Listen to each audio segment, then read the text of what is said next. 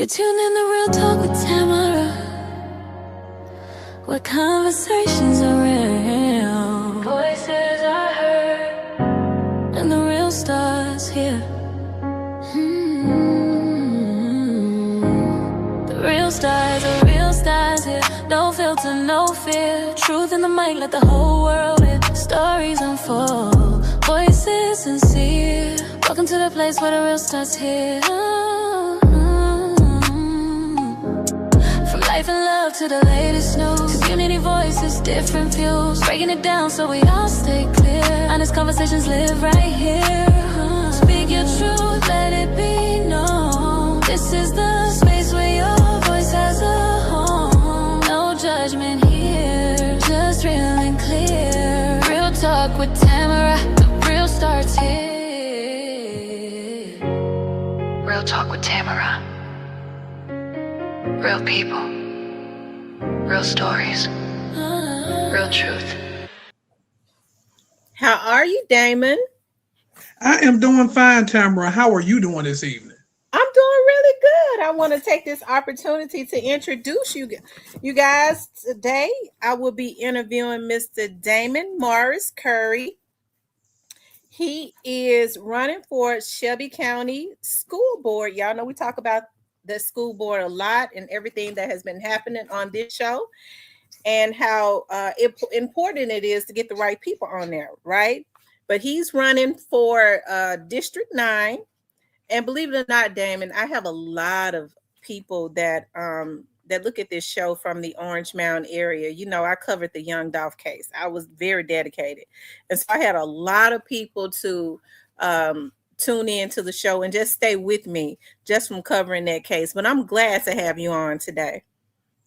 Well, I appreciate you having me on today. I think that this election, I've really been pandering it all day long. You know, tomorrow starts early voting, and you know, it's I'm excited, but yet I'm so well versed in the Memphis politics until, you know, it is kind of bittersweet for me, so to speak, you know, heading into this election. Okay, before we get into because I've been following, you know, I've definitely been following the politics and everything, especially just the Memphis politics as a whole. And believe it or not, you have so many people that's on the outside of Memphis that pay attention, and I think they just look at it to be amused, like, and I think oftentimes in disbelief, the way that a lot of things are handled as it relates to the Memphis politics. But tell us a little bit about yourself. Well, I'm a native Memphian. I was raised by my grandparents. My grandmother was chairman of the board of a program called Grandparents Raising Grandchildren. I come from, that was a state program across the state of Tennessee. A lot of people don't remember it because that's a lot out of their age range, so to speak. But I was raised by my grandparents in South Memphis. My grandmother is a native of Orange Mound. The Gwen Curry Morris family are natives of Orange Mound and South Memphis. I was born in the back of my grandmother's 1978 Chevrolet on Wabash Street over in Dixie Heights. I have my life has been dedicated to education. Not only as a classroom teacher, not only as a college professor, not only as a instructor of students internationally now. You know, I have been groomed in education, not only being a classroom teacher or administrator or working at the school base of that. I've also been a community organizer, also have been executive director of one of the most successful youth organizations in the history of Memphis, in Teen Town University. You know, not only just those aspects of education, but also educational law. knowing the rules, policies, and procedures that govern us, which is something that a lot of people don't understand, dealing with Nashville at this point.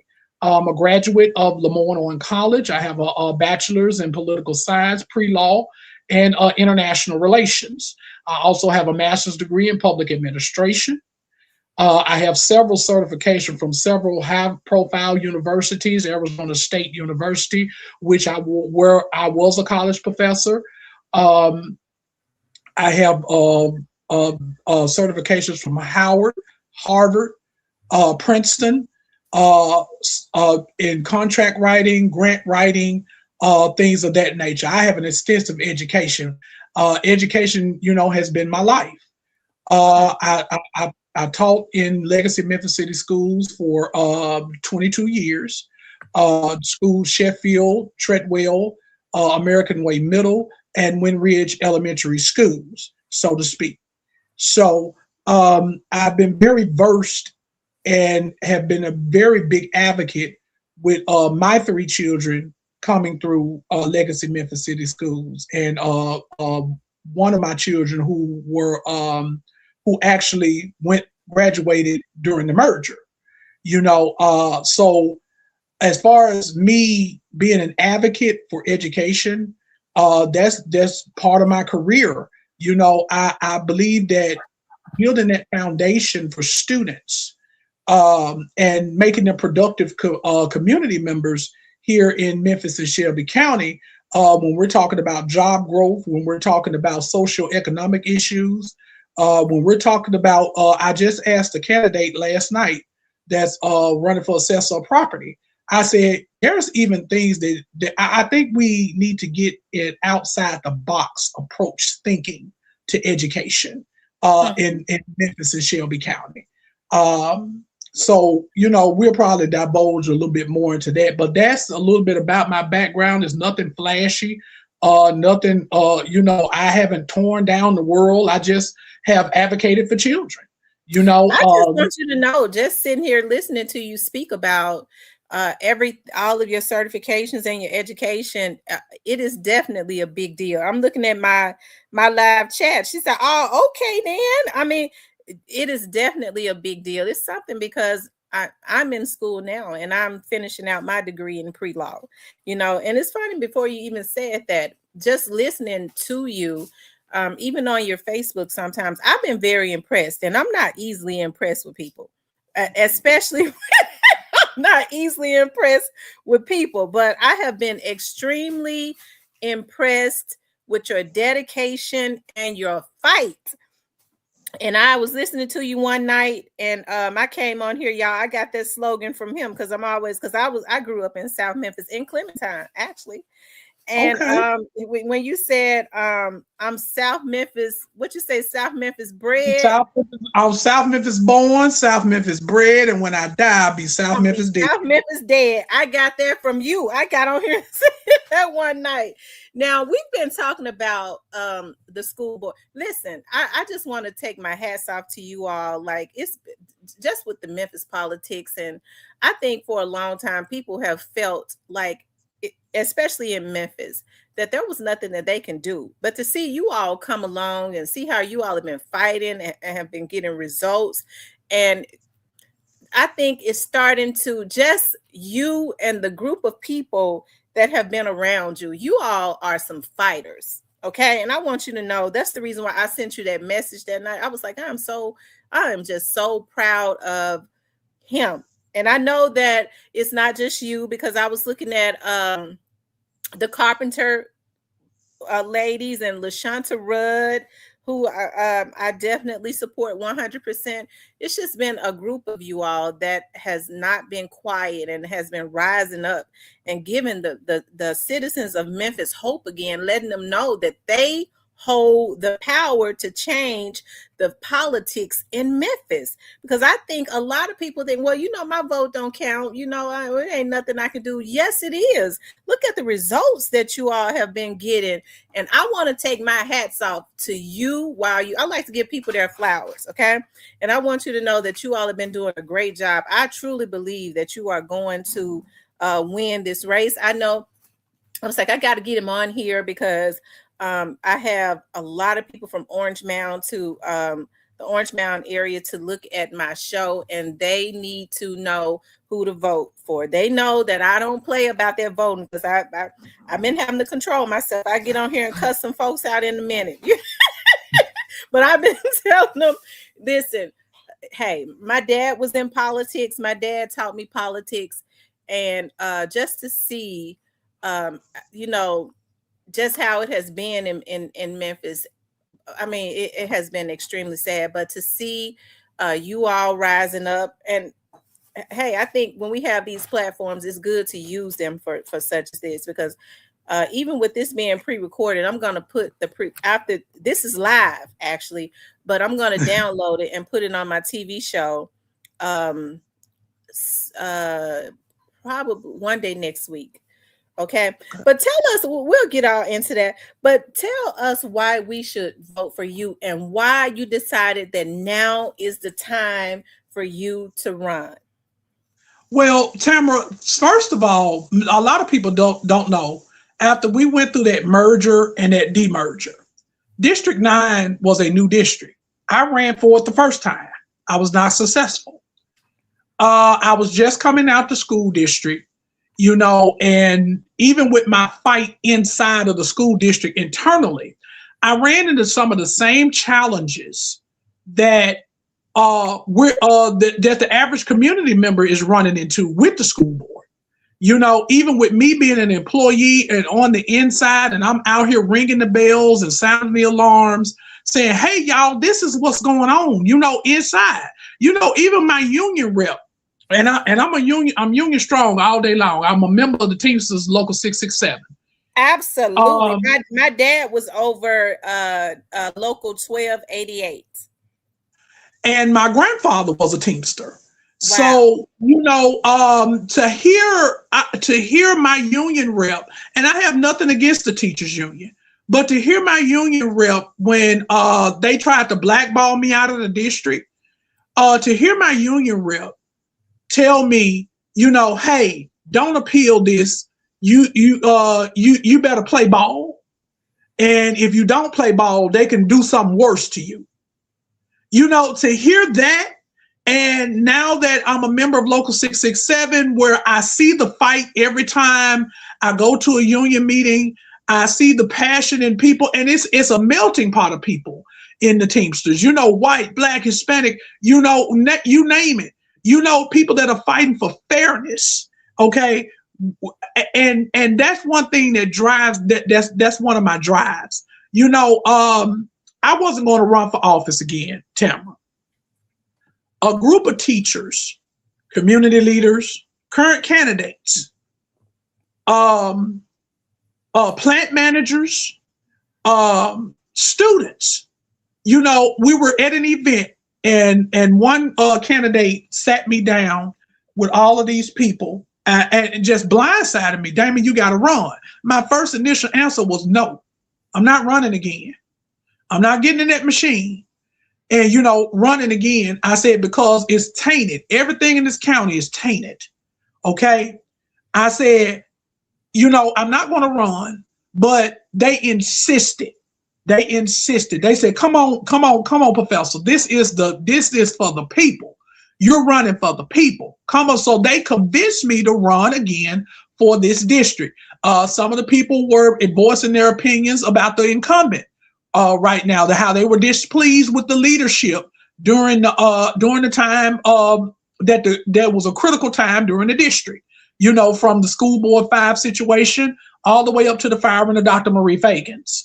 Right. They were very displeased with the leadership of the incumbent who was, and let me make this clear to everybody. I'm not into bashing anybody, but I am into telling the truth.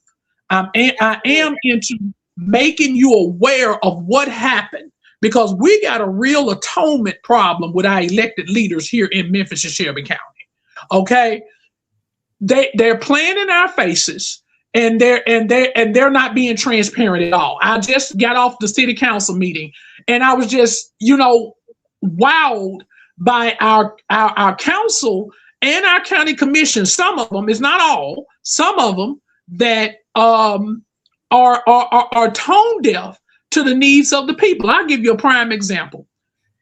Every April, to the sanitation department, they cherry pick certain people to mess with in certain communities because they know that they're going to call down to City Hall and complain about trash not being picked up, streets not being cleaned, everything like that. They do it every year. I called it to my councilwoman's attention. I said, y'all know I recorded the live last year. I said, we'll revisit this next year. You know, and it has happened again because they're rallying for raises. I understand. Let me tell you something. I'm union strong all day long. And I understand that people need a livable wage here in Memphis and Shelby County. However, we cannot build an economy on the backs of poor people. Absolutely. Because you're gonna allow poor people to suffer while you all are playing games with people who are living in poverty's lives. I will never be on board for that. Okay, ever. I don't care who you are. I would never be on board for that because that translates into poverty-stricken parents. That means that we're going to have poverty-stricken children that are suffering. Absolutely. Okay.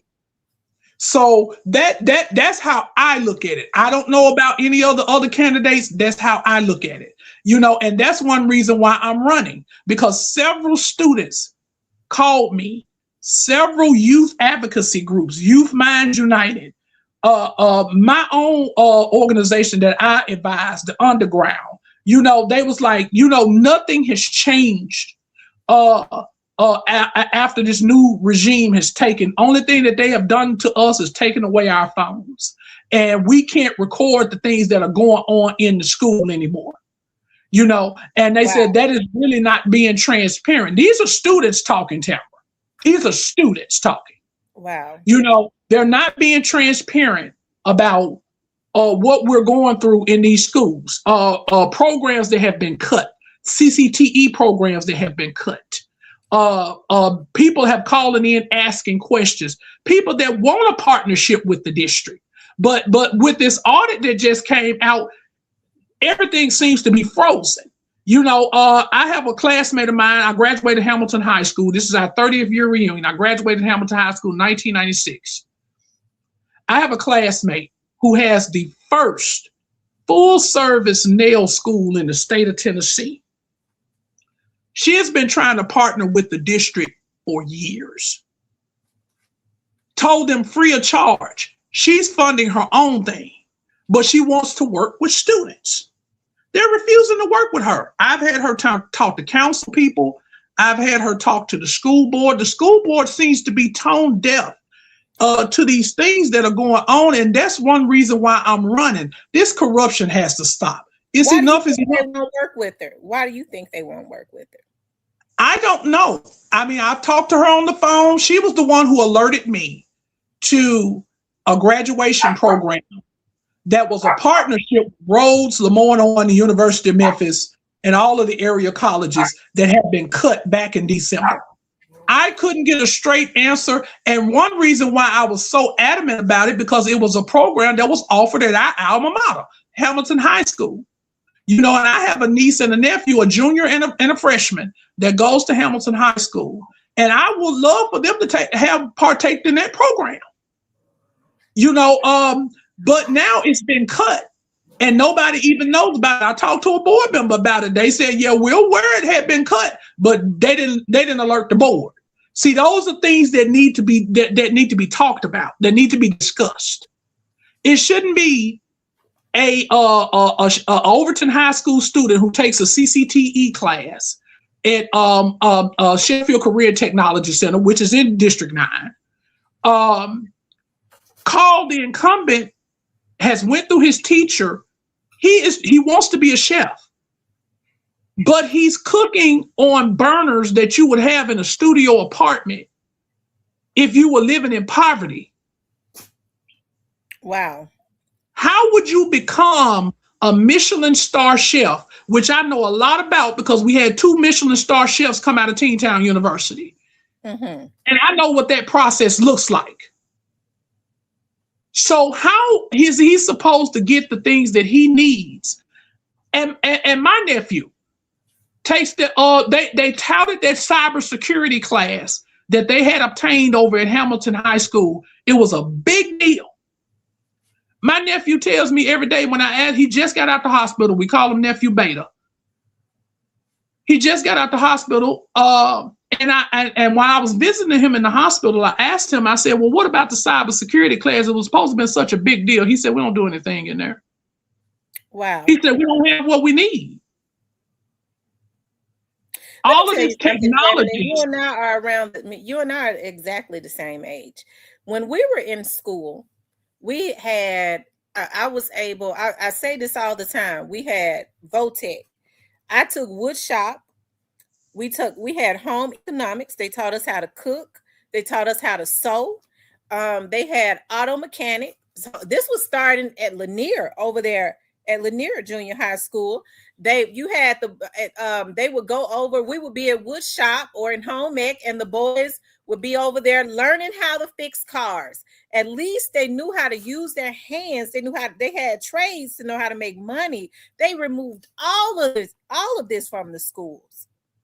When we talk about educational funding, let me speak to this as one of the only two in the District 9 race that are true Democrats. Okay. One of my opponents and me, we are true Democrats. We're members of the party. We're ECs in the party. One of my opponents is on the TNDP. Okay. We can have this Republican and Democrat debate all day long. But I told somebody the other day, one of these days I'm going to get on this Facebook Live and I'm going to spend a couple of hours outlining how we got to where we are. Look, throw out the situation with Marie Fagans. That just opened the door for the Republicans to come in. One of the school board members said it. Okay. The Republicans have been trying to find a way in to make sure that they take over this county. So what do you do, as I'm quoting Representative Karen Campbell? Don't bring this up here, because it's a lot of people that are out here voting and they're talking about Democrat and Republican, and they don't know what a supermajority means. And I mean, not just the words, actually on paper, what are the powers that a supermajority has? Okay. If we continue to say, well, we're going to fight the Republicans, how many actual Democrats in this state, in a deep red, which is becoming a MAGA state, do we have to fight these processes? And one thing that I say that is wrong with Shelby County is because we're continuously fighting each other. Absolutely. Somebody called me the other day and said, Damon, this is what I would like to see. I would like to see at least one of those board members stand up and say, y'all, we were wrong. We shouldn't have done X, Y, and Z. Because as I told another reporter today, Tamara, from my observations, this school district has become so disbanded from the community before and after whatever happened last year. They have become so disbanded until I don't think that relationship can be repaired. Wow. When we finally got the numbers of the amount of students, and see, this was another thing. They didn't want to tell the truth about how many students actually disenrolled in Memphis and Shelby County. You have charter schools that are busting at the seams. The reason why I know about the charter network, because my grandson goes to a charter. He's been going to a charter ever since he was in kindergarten. Let me make it clear to your listening audience. I am for an educational option because that's where we are right now.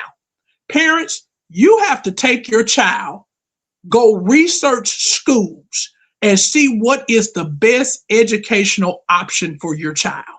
What programs do they have in that institution that will benefit your child and your child's needs?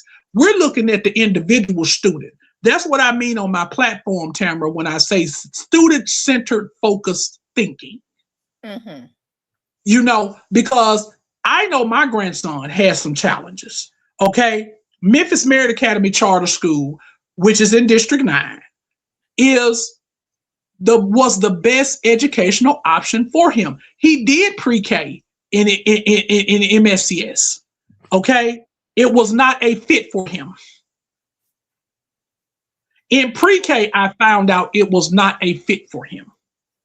So when we're talking about students graduating this school district, 75 to 76% of them not reading on grade level post-graduation, that's a problem. So what we have to do is think of creative ways and partnerships, not your legacy partnerships that will involve people who don't have personal ties. We can't fall back into a pot of nepotism. That's not what's best for children. The district is becoming top heavy again. We're going backwards. And no offense to anybody, it needs to stop. And these are the things. This is what a young man told me, age 30, told me this past weekend that he wants to see from his board members. Because he has 2 children that attend Memphis Shelby County schools. Mm-hmm. You know, these are the conversations that I'm having in this community. These are the conversations that we're having. We can't blame everything on the parent. Does the parent have some responsibility? Yes, they do. But we can't blame everything on the parent. But wouldn't you say, because I've been seeing this, I don't know what it is about this particular election. It seems that the veil is coming off of the eyes of the people. More people are watching and getting involved. I mean, more than before. I mean, I've seen it. I've seen so many people, even people, family members of mine that try to stay away from politics. I can see them, they become very interested and involved this time. When you say, so what do you hear when you're out on because you brought up Marie Fagans now, and that was like a national thing. It was a total embarrassment to me the way that was handled, because I have people from everywhere to come into my chat, and join my show just about every night when I come on. And they were even looking at how that was handled. And my heart, as a Memphian, I was totally embarrassed. My heart hurt. You fire a woman just in a meeting and act like she's not there, and then say, we're appointing another person in the same breath. You was there that night. Tell us about the energy of that and how you felt. Actually, I was not there. Okay. Actually, I was at the city council doing what some of my colleagues are doing right now, fighting the police. That's what we were doing. That's where I was when that would happen. Let me take you back, Tamara. You're very familiar with the School Board 5 situation. Yes. Okay. So once that was all said and done, that whole thing was to stop the board from just appointing somebody. It didn't have anything to do with George Ray. We wanted a fair and equitable process. I attended one of those sessions, and it was one of the candidates, Cheryl Proctor from Portland. And I sat in on her interview. I only went to that one interview to make sure that the process was fair and equitable. I even spoke to the news about it, how I was proud of the board for them using the rubric and everything else that had come about. Okay. You had no fight with me from there. I didn't know Marie Fagans. Let me make that clear to everybody. Didn't know her. I didn't even sit in her interview. All I knew at the last minute, one former board member, Frank Johnson, he called me on the phone. He said, "Hey, I need you to come meet the new superintendent." See, this shows you, despite a narrative that you're hearing out in the street that I can't work with the board, I've worked with the board for almost 30 years. And I went to elementary school with Frank. We were in the 4th and 5th grade together. Isn't that Frank Johnson said, "I need you to come meet the superintendent." I didn't know this lady. Okay. I didn't know her So we went over at one of her cheer sessions, and I met her. Dr. Fagans walked in, and I want to get this story out because there's a lot that I have not been able to get out during this campaign, which shows you that I've been boots on the ground doing the work, Tamara. You have. Dr. Fagans walked in there, and I had my grandson with me. Everybody knows my grandson, the face of the third grade retention law. Walked in, and she walked past me, and she went and shook his hand. And you know what she said, which sold me on her? I don't care what anybody says personally about her, okay? What sold me on her, she shook my grandson's hand because he was involved in that School Board 5 debacle. And she shook his hand, and she said, I truly, she said, because my grandson was looking at me like, I don't know this lady. Who is this lady? And she said, you don't know me, but I know who you are. She said, and on behalf of me, she said, I want to apologize to you and your family for what you all just went through. And I didn't know that lady from Adam. And she turned around and she told me the same thing. She said, I know who you are. She said, and trust me, we're going to make this better for all children. And we took a picture, and Frank Johnson told me, he said, I need you to walk her through Hamilton High School. And I said, okay, this lady seems to be on the level, because I test everybody, Tamara. Mm-hmm. And I said, she seems to be on the level to me. But I said, I'm gonna take her through the professor's test, okay? Met her in Hamilton High School, walked her through Hamilton High School. I had been fighting to get band instruments because I was a member of the band at Hamilton. We band nerds. All of us are in the band. My grandson right now, he's in the band. We've all been part of the band. My sons, they were in the band. Played snare drum and the cymbals. You know, I played the trumpet, bass drum. You know, my sister, Lord rest her soul, she played the clarinet. The only athlete we had in the family was my brother. So I said, you know what? I've been fighting for these band instruments for 10 years. I said, I'm gonna take a leap of faith. And I asked Dr. Fagans, I told her, I said, Dr. Fagans, I said, I've been fighting to get these children band instruments for 10 years. Do you know that those band instruments was at Hamilton High School that Monday? Wow. And not only did I get band instruments for Hamilton High School, I actually got band instruments for Central High School. See, I'm an all around, I'm gonna do what's best for children, Tamara. And the debacle with Dr. Fagans, I was there, I was getting calls from everybody that night. Damon, they finna get ready to fire this lady. I didn't know anything about it. I didn't know. I was at the city council taking care of police business with Chief Davis. And I came down there, and the first thing I said, Tamara, people will see that's characteristic of Shelby County. People will put everything in a certain category, but it's very few people now that will tell the truth. Once that was all said and done, they bought the articles of termination and everything like that. I told every board member, I said, calm down. Let's sit down. Let's go to our individual corners. See, this is what you call leadership. Okay? I don't toot my own horn, but I got a friend down in Texas. She said, you better toot it while you're alive. I'm telling you. So I said, let's sit down. I talked to all of the board members. I even called my board member. She was really nasty to me on that phone. And who is your board member? George Doris Coleman. Really, I had to hang up that phone before I became true South Memphis Damon Morris. The way she was talking to me on that phone. Is she running for re-election? She is.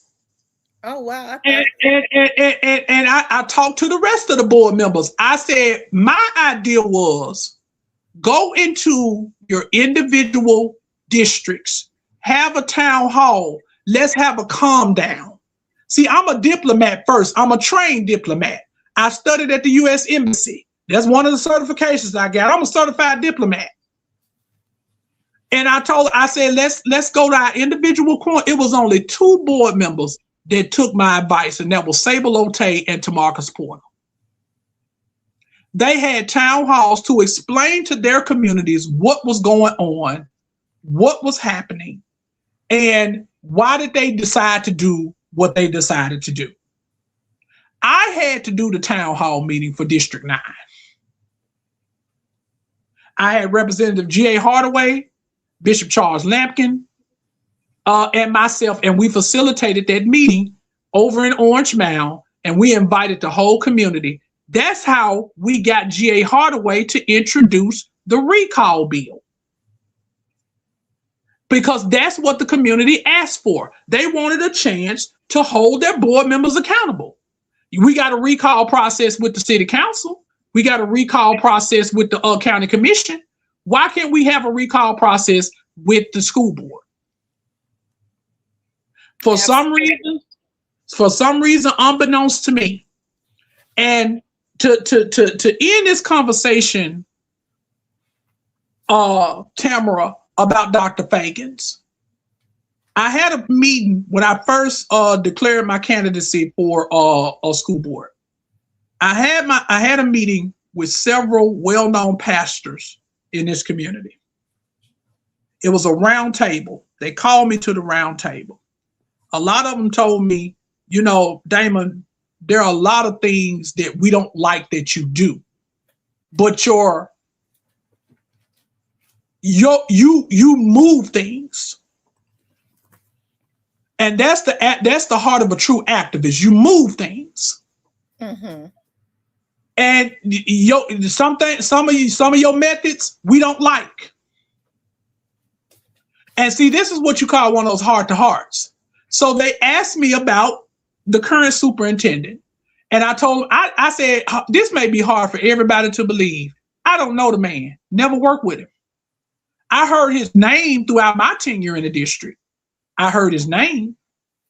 Never once worked with him, never knew anything about him but his name. So the conclusion was these pastors told me, Damon, we're going to support you in your run for school board. However, when we're talking about Dr. Marie Fagans, they said it ain't what they did, it's how they did it. Mm-hmm. Because legally, I talked to another board member, Amber Hewitt Garcia. I talked to her. She was like, well, legally, we could have terminated her. I said, yes, with cause. You know, I said, but I was in a circumstance where I was trying to calm the community down. Okay. Had they went with board member Garcia's first plan, hey, let's wait till June. Let's give her a performance evaluation. And then if we feel the need that we need to terminate her, then let's do that. It was such a rush to get her out of there. And why was that? I really believe that it was because of what this audit has revealed. Okay. And that goes all the way back to board member Shalia Harris when she resigned from the board. Absolutely, and she was trying to let it be known what was going on. She said she couldn't risk her freedom because it was some nefarious things going on even then. And look, it's clear as glass, Tamara. The board violated the Sunshine Law. It's clear as glass to anybody that knows anything about any laws, policies, and procedures. Based on the preliminary evidence that came out in Dr. Fagans' trial, it's clear as glass that they broke the Sunshine Law. Now, what that equates to It could be a myriad of things. Because I tell people all the time, if you don't know how this stuff works, you need somebody experienced enough to know how this works. Because let me tell your listening audience that with this sunshine law violation, that can undo every decision that the board made up until this point of the judgment. Okay? Mm-hmm. So if they say that the sunshine law was violated, that carries criminal penalties. You know, that is cause for the governor to remove a school board member from their seat. Wow. So we have to understand what's in play here. Look, we here's the thing, and that's like I said, that was my last word on Dr. Fagans, because we have to understand that we have to really understand what is going on as far as what we need to do for our children here in Memphis and Shelby County. How we need to move forward, because just like you said, that was an embarrassment. It was an embarrassment. And we can't, I don't know how this district moves forward. I really don't. And safely say, running as a candidate, I can give you ideas, I can give you pitches, but one thing that I constantly tell everybody when they're asking me about my service to the school board, I said leadership needs to change. Oh, and absolutely. That's across the board. That's across the board. Damon, they played so many games. I went and pulled a petition, and I just feel like that it was God's way of saying that it just was not time. I went and pulled a petition. I grew up in South Memphis. Okay, still got family in South Memphis, so I would have been District 1. Okay. And when I went into an area. Okay, got some people motivated. Around where my family lives in South Memphis, which was District 1. You know, you only need 25 signatures. We got almost 100 signatures. I was out there. I was talking to them. I took my camera out there. I got them motivated. 30 minutes before the cutoff, I got a call. You didn't qualify. I said, I didn't qualify. You don't have enough signatures. I'm like, we got like 90 something signatures. Oh, well, some of them, they weren't registered to vote, and the rest, they were registered, but they were registered in other areas. And so basically, you know, it's 30 minutes before the cutoff. I don't think that you would have the time to go and get. I said, well, how many qualified? About 7 or 8 out of 90. I said, okay. Wow. I heard that there was a lot going on. You know, it was a lot going on even when I qualified, you know, because somebody manually moved my name out of the District 9 race and put it in another race. You know, I can't continuously, and you know, people may perceive this as negative, Tamara. I can't pull the wool over anybody's eyes about what actually is going on in this county. You know, because even my campaign manager, my campaign treasurer, they said, no, it's some funny business going on. Mm-hmm. About how can you was the first person to qualify in that race. How was your name manually moved from that race and put into another race?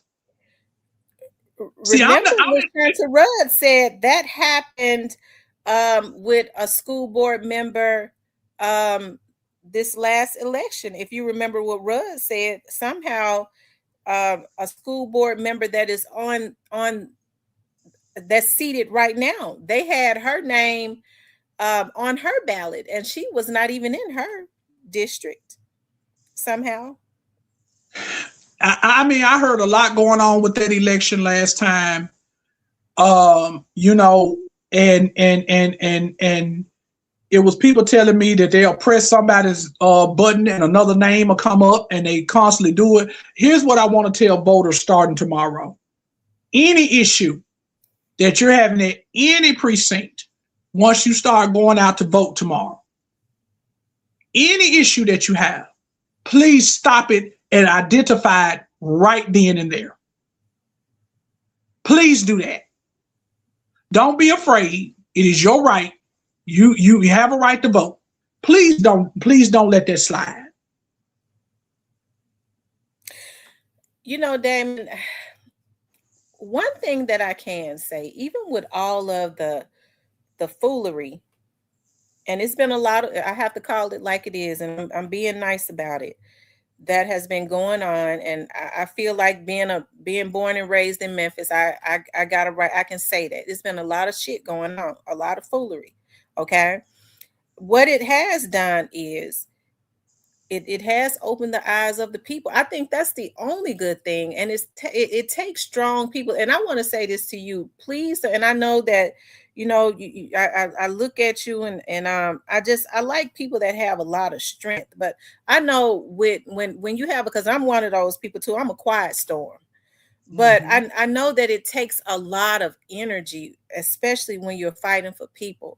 But please do not get weary, because I can see a change coming. I can see it just even when you're in the fight. Sometimes you can't see it, but you all have really pushed this movement. You all have pushed this movement, and you're pushing, I believe, the future of Memphis really in the direction that it should be going in. You really have. And Tamara, to your point, let me say this. I really want to serve the children in this capacity. I, you know, my credentials, you know, they are what they are. You know, I'm not a vain person. I'm not, you know, I don't need attention. You know, one of my opponents said that, oh, I need a camera. No, because I am total child-centered focused thinking. Okay. My nephew, which we affectionately call Nephew Prime, graduate 2013 graduate of Craigmont High School. Okay. I had him and my other nephew that attends Hamilton now cleaning out my garage. They saw pictures from my past, pictures of me with Missy Elliott, pictures of me with Lisa Ray, pictures of me, you know, and they were actually looking at my legacy. And they was like, Unc, we didn't know you did all this stuff. So my nephew came up with an idea. He said, well, Uncle, I want to be a director. I want to be a entertainment. He said, and I want to use you to build my company. And I said, well, if that's what you want to do, I said, you go ahead and do it, you know, because they saw the advocacy. They saw, you know, what I was doing in the community. They saw me leading the rallies. They saw me, you know, doing all of these things, and I had a voice. And that's how the Sunday afternoon sessions, the chair, got started. That was their project. Now my nephew is about to graduate next year, Mississippi Valley State College. Wow. And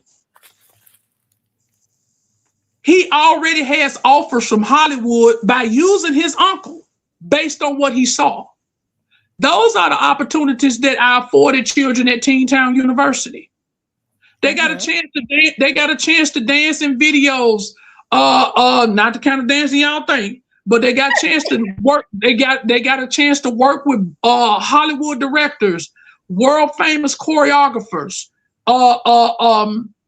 dancing videos for famous rappers, Bow Wow. They got to audition. They had those opportunities.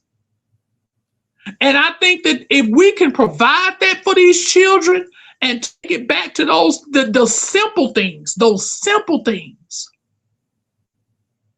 you know, you shouldn't have to travel from Boxtown to Overton High School and try to catch a matter bus at 4:30 in the morning just so you could take theater at Overton High School. Absolutely not. Ooh, that shouldn't happen. Okay? You shouldn't have to get on a bus in the morning because your mother can't afford transportation and go halfway across the county for programming. That shouldn't happen. You know, these are the things that I'm passionate about as far as we're talking about what's best for children. Tell us about I've heard you mention Teen Town University. Tell us about Teen Town University and who created it and what it was all about. Teen Town University was created from the world famous Teen Town Singers, the WDIA. My uncle, James Crittenden, was the founder of Teen Town University.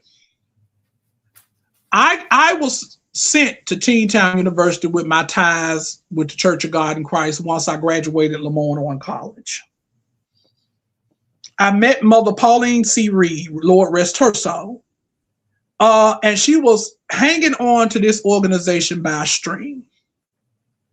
They only had one child enrolled.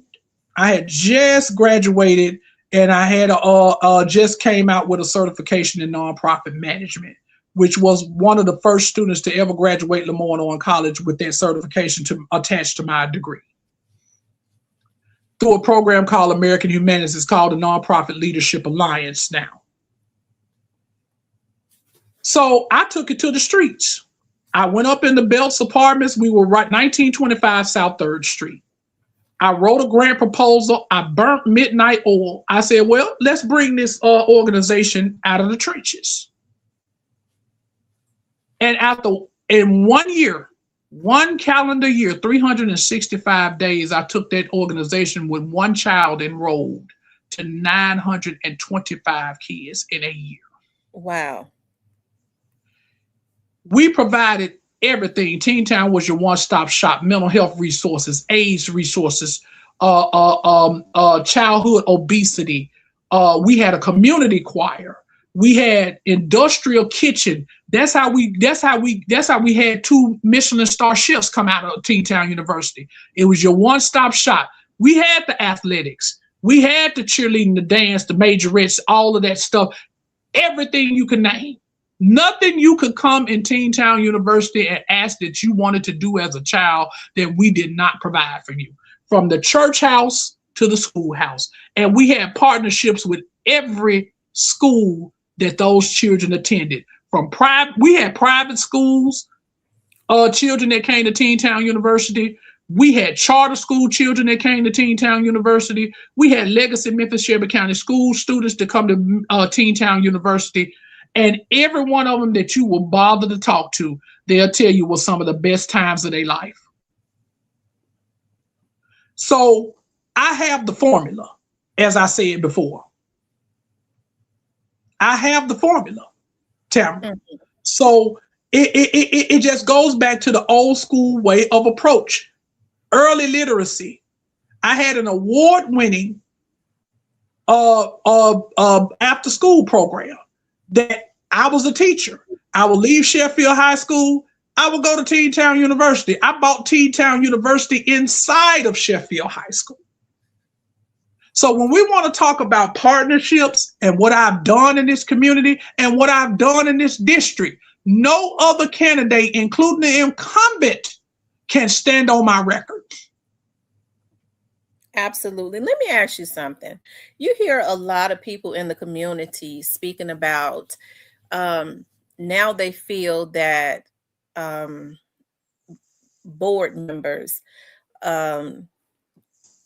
may have, how can I put it? Because I don't want to be accusatory. The budget.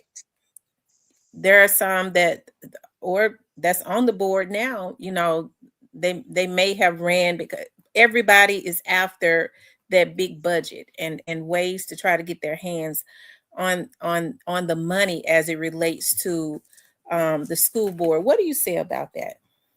There's a lot of money in education.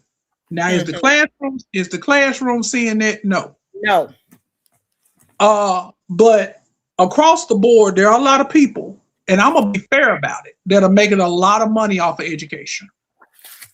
Okay, because I tell everybody when they ask me about the school district, I say every school district, everything is tied to $1. So what I say to that is, these people that are actually trying to use this school board as a stepping stone to the next political career, you're doing the children a disservice. you're doing them a disservice. What board member or anybody that's running for board actually wants to get in there and actually get their hands dirty? You know, actually want to stand up and say, hey, this student, Mr. Dillon, that's calling from out here, junior over here at Overton High School, actually calling and saying, hey, I don't have what I need to complete my courses. What are we doing? What are we doing? I asked him to call his board member first before he called me. And he said he didn't get any traction. And his board member is George Doris Coleman. And he didn't get any traction. So that's when I step in. I said, well, let me try to call the board member. Even something that happened to my grandson. Yeah, I know y'all very familiar, and I can't talk too much about it with this order of protection by a board member on me. Okay. Do you know that during this process for this year that's been going on, because the judge just scolded my attorney and Robert Spence about how long this has been going on? My grandson lost a $25,000 scholarship because of that. What? And a lot of people don't know that. And let me make this clear, Tamara. This is not a revenge tour. My candidacy for school board is not about getting revenge. It's not about what's going on as far as them dragging me out of the school board. I want to come up there and I want to agitate the school board. No, I want to do what's best for children. Absolutely. Can you speak to us about, you hear them talk about grants. Can you speak to us about how that works as it relates to the school board, and why you hear people complaining about that as it relates to the African American community?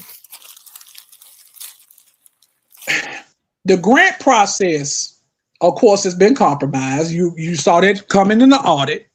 Absolutely. When we talk, I try not to talk too much about contracts because that's a trigger. So what I'm saying is to you and to give you a short answer to that, Tamara, because I know we've been on here a long time and I got somewhere else to be.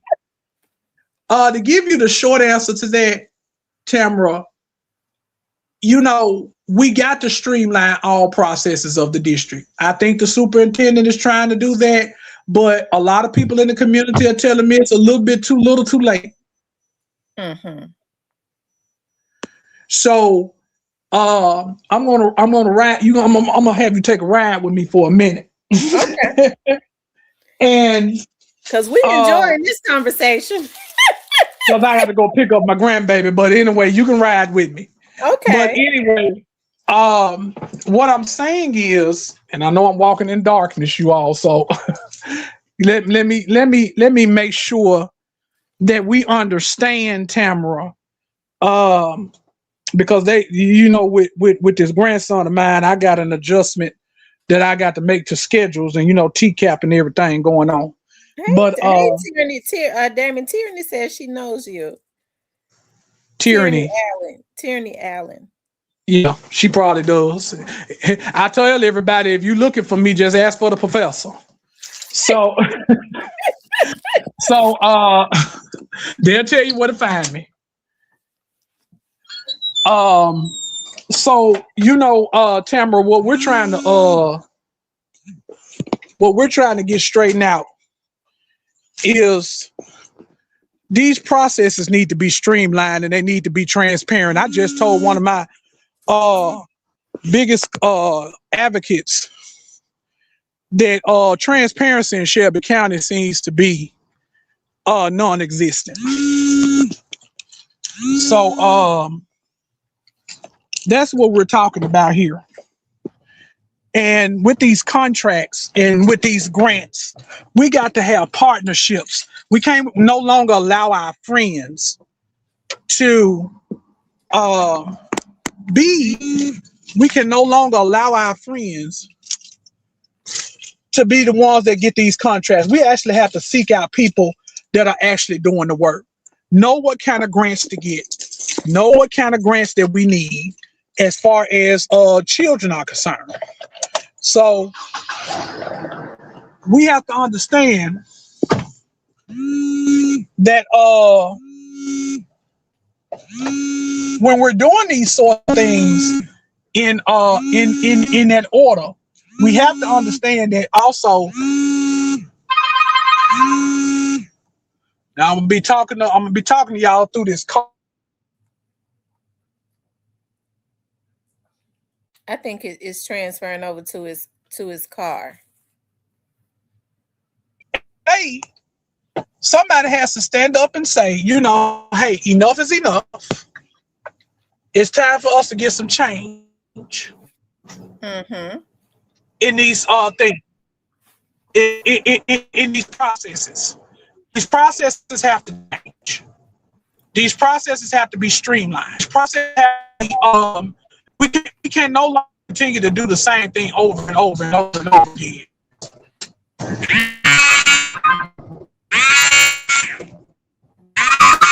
That's y'all. I'm sorry. I got to go get my grandson, but I want to get on here and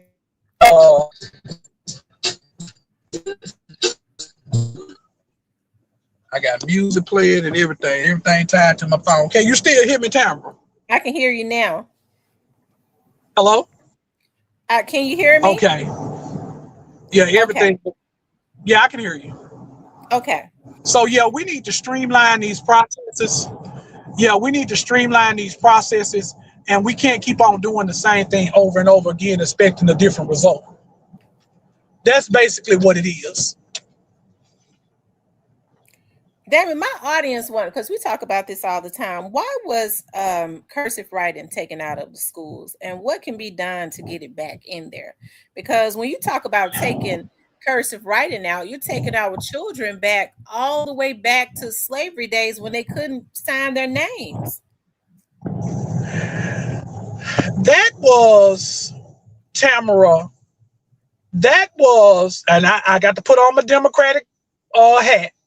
That was a Republican thing because they felt that we didn't need it. Just like a bill that they just passed talking about the foreign languages. So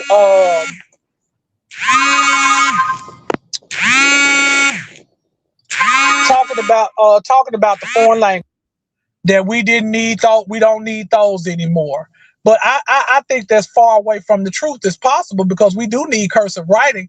And a good tidbit to tell you about, we did. My grandson taught himself how to write in cursive, because I'm gonna tell you how they came about. He saw me sign my signature, and my signature is a very unmistakable signature. And he said, "Granddad, I want to write like that."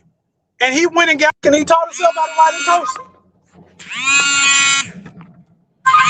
So I think it goes back to children not being able to but now we're in a digital age. I think that's very dangerous when it comes to us talking about doing a digital signature, because with our digital that stuff, when I was in Business Professionals of America,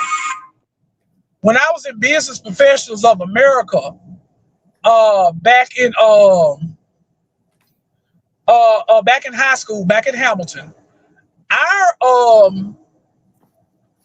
we were taking a check writing class, and my instructors was like, "Look, y'all need to get a signature that is unrecognizable, can't be copied, because think about these children registering to vote, and how much, and what you just said, Tamara, about some things were off when you filed your petition to run for school board. These children actually have to sign their name, not write their names. And when we were going in high schools registering kids to vote, they were just manually writing their names. Mm-hmm. I said, you can have your identity. As a person who's been a victim of identity theft, that's dangerous.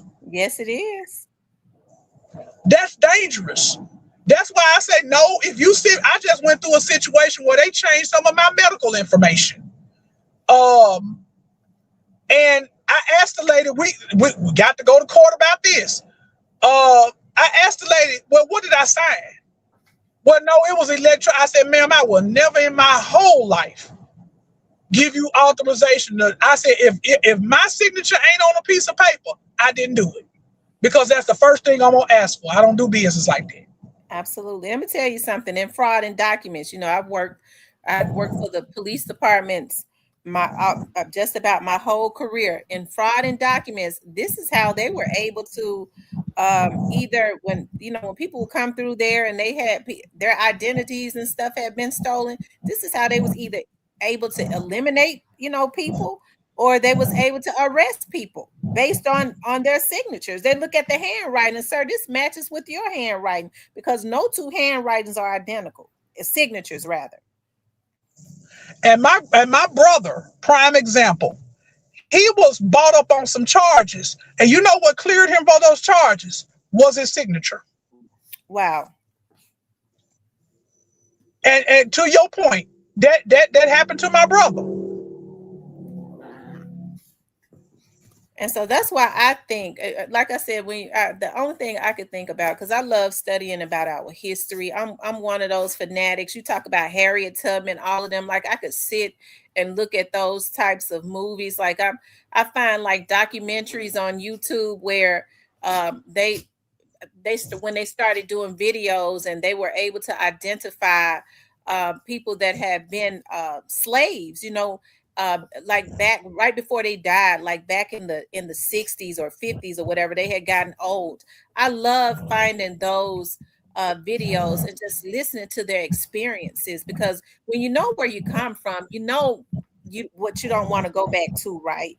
And so they had a lot of our history, but you think about the slaves, they weren't able to read or write or sign their names or anything like this. That's why I say that's something that we gotta have. That's something that I really think that our children need back. And what I had to do was I ended up going on Amazon and buying my children, when they were in school, a book that whereas they could trace their name. I taught them how to do cursive writing. I had to teach them, but I definitely think that's one of the things that we definitely need back in our schools. And like I said, I'm really, really, really, really, you know,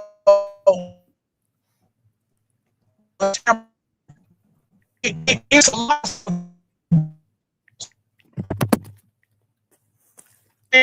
Straight. I they was like, and I really hate being the chairman of District 10, EC committee for Liberty County Democratic Party.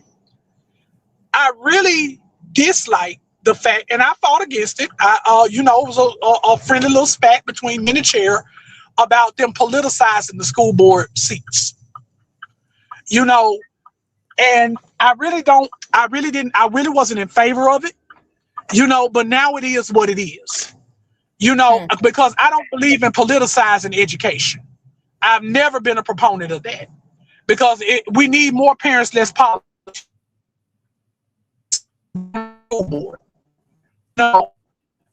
this process, if it's a county, it's not going to be as far as the school is concerned. Even though I'm on the Democratic Party, I can promise this to be that's you all.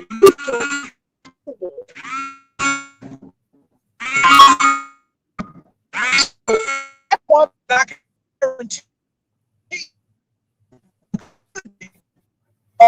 as far as I think his phone, your phone is breaking up.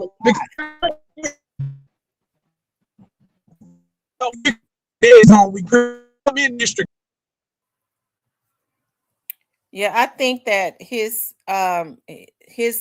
his phone started and it totally just cut off. And I think what was happening was he was getting he's back on. Okay, he's back on now. Yeah, we're going through a dead zone up here by where they practice football at. Up here Okay. about Willow Oaks Elementary School. So we coming to a dead zone. It always is up here by the field. So I say I'm gonna take a brief pause, y'all, just a minute, because I got to be very apologetic to these coaches. But we were having just because a lot of this stuff I haven't been able to get out. So I really thank you for affording me this opportunity, Tamara. Oh, To do absolutely. that. And even still, I feel like we have, because I've been paying close attention, and we ain't even got half of the stuff out as it relates to this. But one thing that Y'all I got do to want forgive me, man. Early voting start tomorrow. Y'all got to forgive me. Quitty, y'all forgive me. I'm on the interview. As soon as they called my mama, you showed up, and my mama said she was on the way, and she was 10 minutes away. I was asking Miss Quinn, she tell my mama. Thank y'all. I'm so sorry. You do? Who said that? Coach DJ.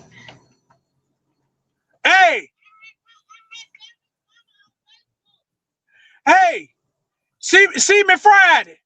Y'all know I'm gonna take care of y'all. Hey, look, I had found his mama on Facebook, so call her and tell her yeah. Okay. Okay, thank you. And mama said she was 10 minutes away from her. That's crazy.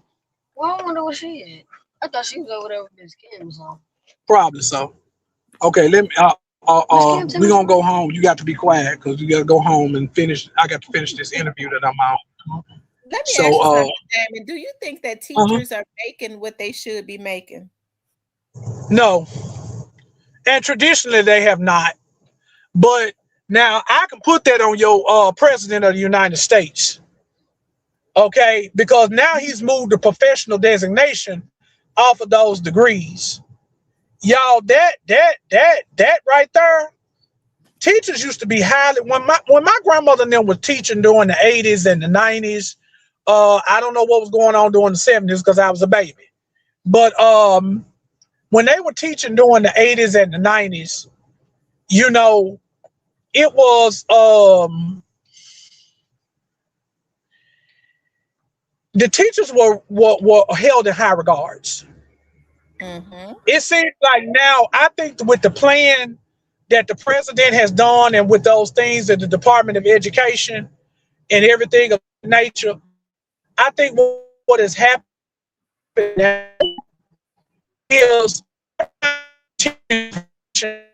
because teachers are an hourly job at McDonald's. You know, and ain't nothing wrong with working at McDonald's. Let's make that clear. But I think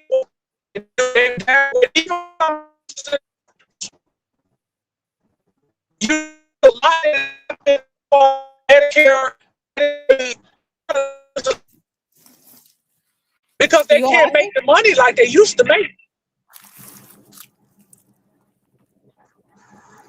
How would you rate the superintendent that they have now, and would you be willing to work with them?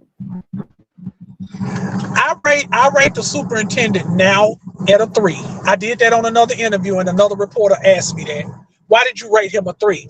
I said I rate him a 3 because there's still stuff left to be desired. Mm-hmm. I said, and I've never worked with him before. Now, the meeting that I had with the current superintendent was a very pleasant meeting. It was him, Tito Langston, and the general counsel. You know, he was very apologetic about what my children had to go through in that district. You know, whether it was genuine or not, we're not going to have that discussion. But I was proud of him, and it was upstanding. He and I've had several conversations, even with the closing of Chickasaw. Me and him had a conversation about that. So with this narrative, Tamara, that I can't work with anybody, that's far from the truth. It's just people playing politics out here in Shelby County that don't want me to obtain the school board seat. Why do you think they don't want to? Because I've heard you say that just about every time you come on your Facebook channel. What has been the kickback out there, and why do you think? Because you seem, I mean, the only thing I can see is you're a fighter. Okay, you are I'm a going to fighter. expose. I'm going to expose what's really going on, and I'm going to tell it. That's the short answer. I'm going to tell it. Because I'm going to tell you, my grandmother had a saying. I ain't finna let nobody send me to hell. Mm-hmm. If you go to, I don't need nobody's help going to hell. If I'm gonna go to hell, I'm gonna send myself.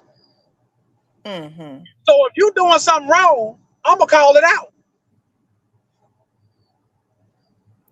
And let me just say this, because I've seen how people have tried to demonize you, and what I can't understand is because we all do a little cussing, even the people that try to demonize you. But I think that when people get to doing this and they go, well, a person shouldn't be elected for this, and that, and I've been on this here internet for a long time, and I've seen things that I know I should not have seen. And you got people that's sitting up on the school board or that's elected in certain positions, So I don't necessarily think that's fair when the people that are saying it, they have because I have not seen or heard about a bad history as it relates to you, but definitely I don't think it's fair when people do stuff like that. When You're not going to find it. I'm upstanding, and let me show you, and show your listening audience. This young man sitting beside me. This is why I get up in the morning. This is what I do. This is one of the most famous students in the state of Tennessee, you all. Okay? He put up a fight against that third grade retention law for 18,000 third graders here in Memphis and Shelby County. And he put up a fight. And guess what? When he got home, the school board wouldn't even honor him for that fight. Wow. Put up a fight. And guess what? We moved that legislation. We got exemptions. We got tutoring put in that third grade retention law, because a lot of people don't understand about the third grade retention law. That here's what they don't understand about it. And somebody has sent to me, one of the candidates is trying to take credit for my work with the third grade retention law. And it wasn't just me. I give people in Michael, Stand for Children, Memphis for All, Tennessee for All of those organizations who fought that third grade retention law. It wasn't a fight, because here's what people don't understand about this super majority. I'm going to keep on bringing that up, Tamara. When they have their mindset on doing something, they're going to do it. When the original bill was getting ready to be passed, of the third grade retention law, it was a flat fail. It wasn't no fail safes nowhere in that bill. So that means that you either passed the 10 ready or you failed the 10 ready. And if you did that, then you will honestly,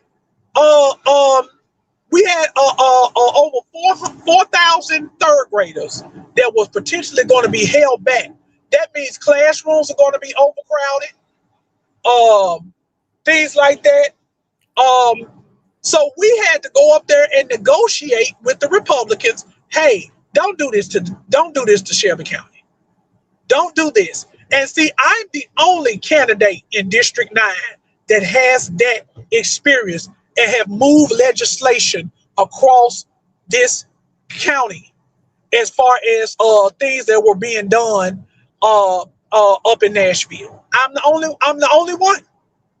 Even with this intervention bill, I was handpicked to go up there with the Republicans and try to see if we can hammer this thing out to where anybody, and let me give you an interesting statistic. Now, we can say whatever we want to about polls. When this intervention bill was first discussed, it was kind of half and half. Like 55% of Shelby County wanted the intervention, 55% didn't. Okay, well, the other percentage didn't. I'm doing my math wrong, but anyway, the other percentage didn't. Now, after Britt Taylor made that phone call to Mark White, which I've had meetings with both of them up in Nashville. When Britt Taylor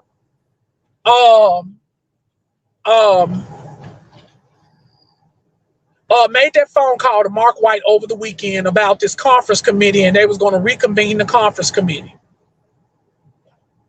Channel 3 did a poll. Do you know that number jumped from 55% to 85%? Wow. Wants the intervention now. And I think, and I got to give credit to board member Tamarcus Porter, because he was trying to fight back for them appointing the current superintendent, and I think that had a lot to do with it. Mm-hmm. You know, I had to give him his props. You know, there's a lot of people saying a lot of things about a lot of those school board members, but I'm going to tell you this, Tamara, and I want everybody that's going out to vote tomorrow, hear me clearly. Hear me clearly.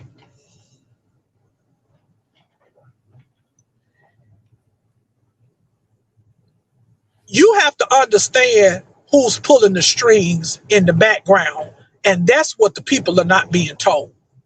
I have a couple of suspicions, but in that order, what we need to understand is that those people need to be called out. We cannot continue politics as usual here in Memphis and Shelby County, starting with this election, with early voting starting tomorrow. You got to make a change. Is it Republicans you think that's pulling the strings in the background? Because there's definitely some people in the background. I just don't know who it is. One of the selling points when me and people like Marcus Randolph went up to last year, one of the selling points is that a lot of this stuff we're doing to each other. And Justin Pearson said it when he went to the school board. He said, y'all stop this. Stop this, because Nashville is going to say that we can't govern ourselves. You know, that's exactly what Representative Pearson said. We can't govern ourselves down here. You got school board members that cussing, all of this other stuff, Tamara, everything that you that leads your heart to desire, okay, about Damon Curry Morris. But the thing that you won't say, and just like you've been saying all through this broadcast, is I'm a fighter. I'm going to, at the end of the day, I'm going to do what's best for children. At the end of the day, we got to do what's best for all of us. And one thing about it is the people matter. I think during that whole process, what got lost is that the people didn't matter. And that's what goes to my slogan, this one is for the people. You know, that the people have to matter. The students have to matter in this. I mean, and people were saying that I was real aggressive and everything else when it came to that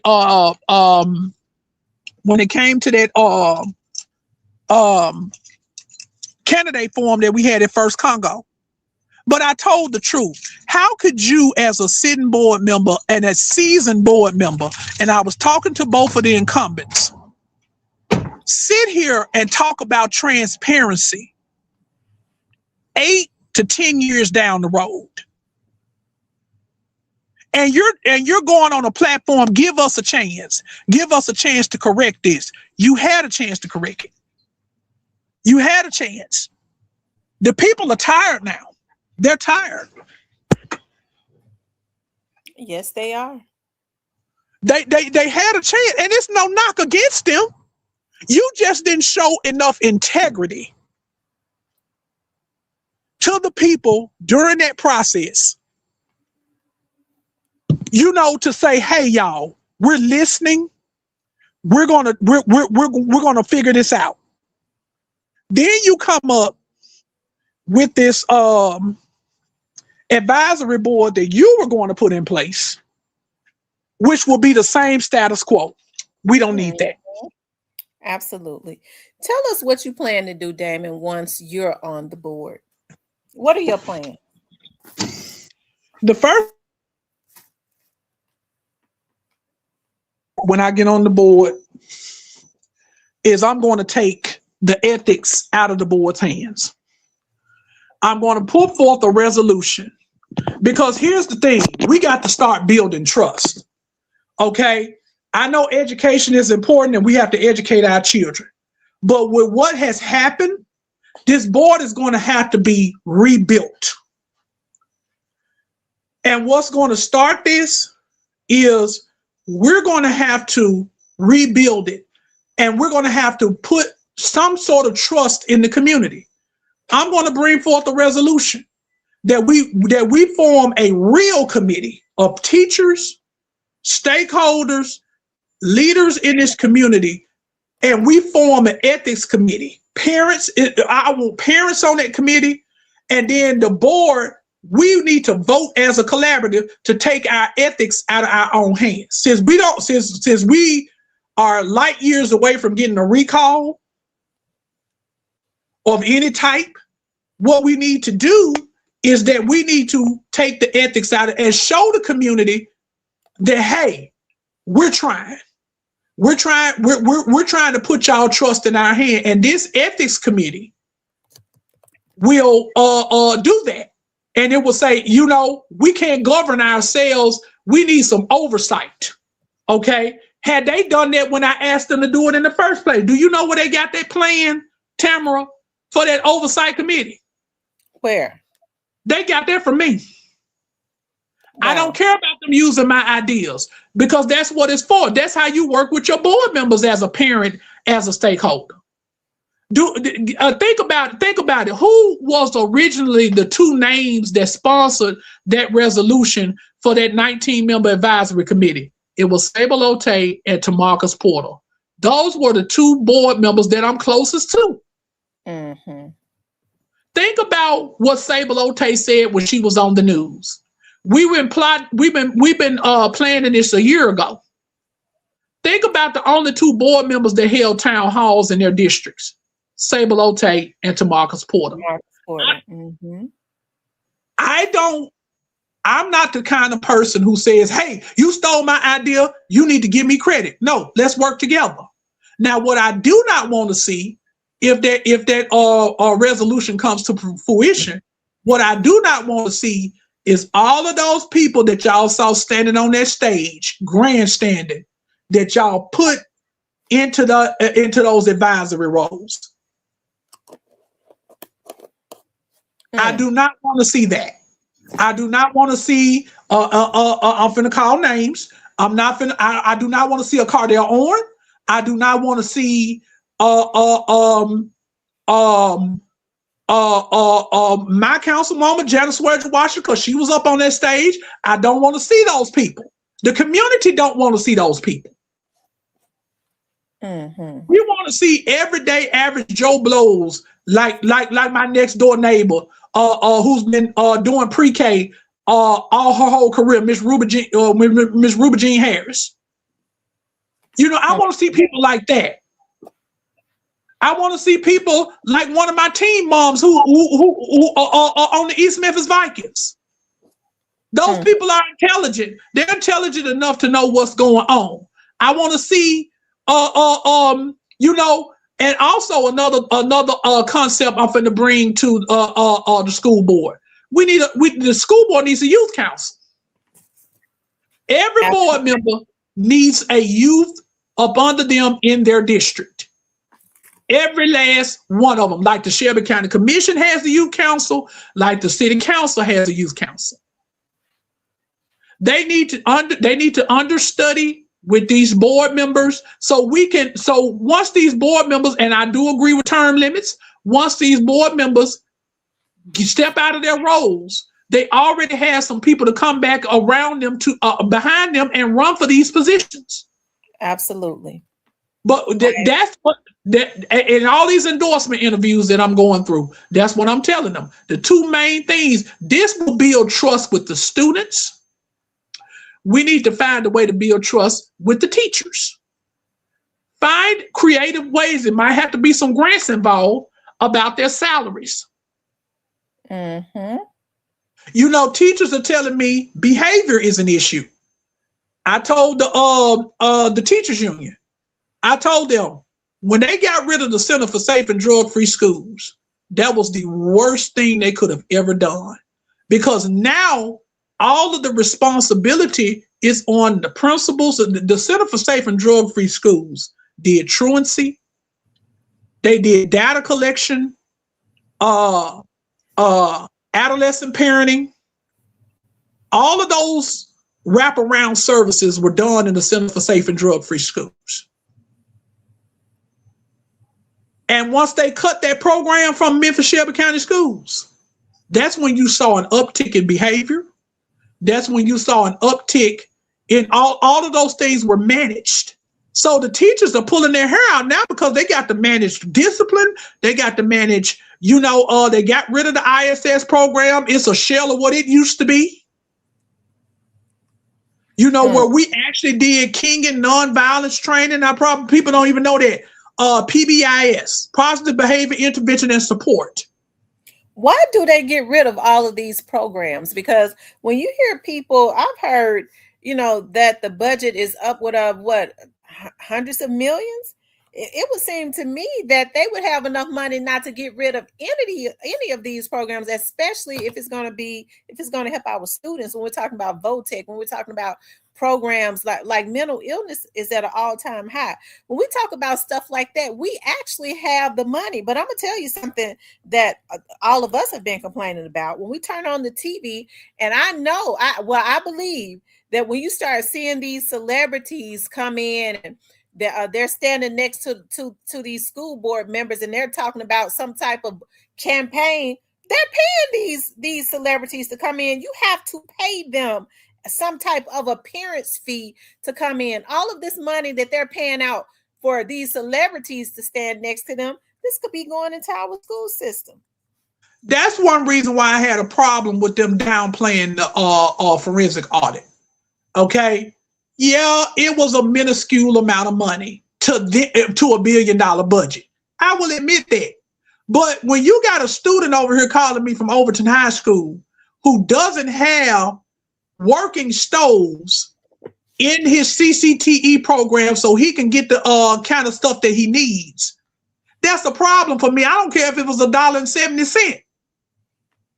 Because $1.7 million, you can go buy you two $5,000 Viking stoves or top of the line Viking stoves and put them in the Sheffield Career and Technology Center. And then those children will have what they need. Once my nephew recovers, I've been on Hamilton High School like white on rice because I'm an alumnus. Mm-hmm. And my alumni has been on my tail, Tamara, about this school. They said, man, you running for school board and everything like that. What about your alma mater? They hyped up that community room over there. Go look at it now. Now, whose district is Hamilton High School? I can't speak that board member's name, but it's the one in District 7. Oh, Lord. So, okay. I say things like that, Tamara, and everybody run with it. Oh, he negative. He not going to be able to work with her. He going to be up there cussing her out on the board. I say that to this. I say this to that. Choose a meeting, because all the meetings are recorded, that I've ever cussed a board member out. I've ever disrespected a board member, county commissioner. I speak down there all the time. Now, do I get loud? Yeah. Do I tell the truth? Yeah. I admit that. But I said, pull up. Do you know the reason why the district lost the School Board 5 case was all because of me. The only evidence that they had when I went into that courtroom, and I tell everybody all the time, read the court transcripts. The only evidence they had is that I quoted Malcolm X and I didn't cite my quote. And Chief Jackson, who's working back in that district, cost the district $2 million. Let's keep that in mind. $2 million in legal fees. Okay. She went back in the back room. Yeah, so because some of the board members told me, went back in the back room and made them say, hey, he threatened y'all, didn't it? He did. This came out in court, Tamara. This ain't nothing I'm sitting up here telling everybody that was with that case didn't know. Wow. Hey, he threatened y'all, didn't it? He threatened y'all. So my lawyer, she coerced them. She coerced them to say that I did something because I was not there when the act happened. The East Memphis Vikings team moms and coaches had to be deposed for them because everybody had to account for my whereabouts when they dropped the noisemakers in the board. So to loop me with the rest, and let me tell you something, some fine women, some very strong women, Tequila Rucker, Rachel Spriggs, Amber Sherman, and LJ Abraham, some very strong women. Okay. I had a conversation with Rachel. She definitely is a strong woman. Absolutely. So that look, I said, okay, y'all gonna loop me with them. I'm gonna stand with them. It was a ploy to get me, away from that school board because I was causing too much noise. I didn't cite my quote. My lawyer put up in the courtroom the clip where I said, if you don't give us what we want, we have no choice but to take it. Now, what I should have said was just like Malcolm X said, if you don't give us what we want, we're going to take it. So she said that they proceeded, the board chair at the time said that was a threat. Chief Jackson coerced her into saying that was a threat. So with her being the board chair and having all the power, that's how I got into the school board fight, but it ended up backfiring on them. It was a very expensive lesson that the district had to learn. I spoke at the school board meeting. It wasn't even a heated speaking sort of deal. And I went back over to the football field where y'all just saw me come from. So everybody so you caused my family all this trauma since one of the incumbent board members are talking about trauma. You caused my family all of this trauma because I had to take all of my kids out of Memphis Shelby County schools. Wow. And I told Rod Richmond to his face, for you to hire that woman back into that district was a slap in the face to my entire family. It was a slap in the face to some of the officers that are there that was definitely qualified for that position and applied for that position.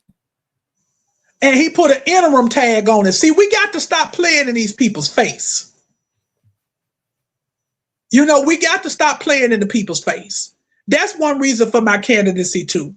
Because like my mom just told me, Tamara, this weekend. She said, baby, I really didn't want you to run again. My uncle, who's a politico, he didn't want me to run again. And my mom's told me this. She said, I've been watching everything that's been going on since you announced your candidacy again. She said, I don't understand why these people are so afraid of you. What are they afraid of? She said, it's not like the last 2 times you ran. They are really afraid. I said, Mom, they're afraid of the truth. That's exactly what it is. They're afraid of the truth. And I said, they're afraid of the truth. And if you want truth, and you want what's best for children, you're going to vote Damon Curry Morris onto that school board. A young lady in the chat says he is not lying. This is Mika Damon. Right. Right. They are afraid. My mom said that to me, and I'm gonna tell you how prolific my mother is. This is my earth mother, it's not my birth mother. I call her my mother because she's been through me with a very trying time in my life when I was on dialysis.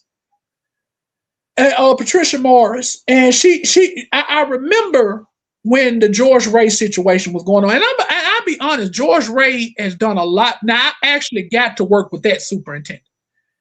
George Ray has done a lot for my family. I mean, a whole lot. And I remember, and him and my mom had a good relationship. And I remember when all of this stuff broke out, about his infidelity and all this other stuff was going on. I remember what my mom was doing. She was in the kitchen sweeping the floor, and she had fixed me a big old plate of food. And I was sitting at the table eating, and we were watching the news. It came across the news, Memphis Shelby County schools are doing, considering, terminating the contract of Dr. George Ray, all that, and blah, blah, blah. And my mom stopped in the middle of the floor with that broom. I never will forget it. I said this at the board meeting. She stopped in the middle of the floor. She said, "You know what, baby?" She said, "This is a distraction." She said, "What this district don't need right now is another distraction."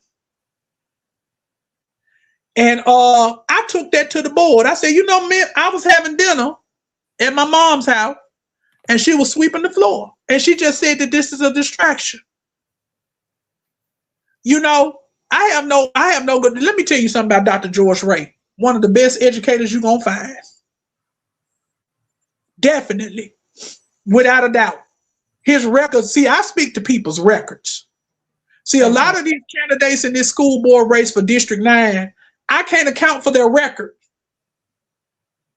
Y'all vet them before y'all hit them polls tomorrow, because you got some trickery going on with all these ballots flying around.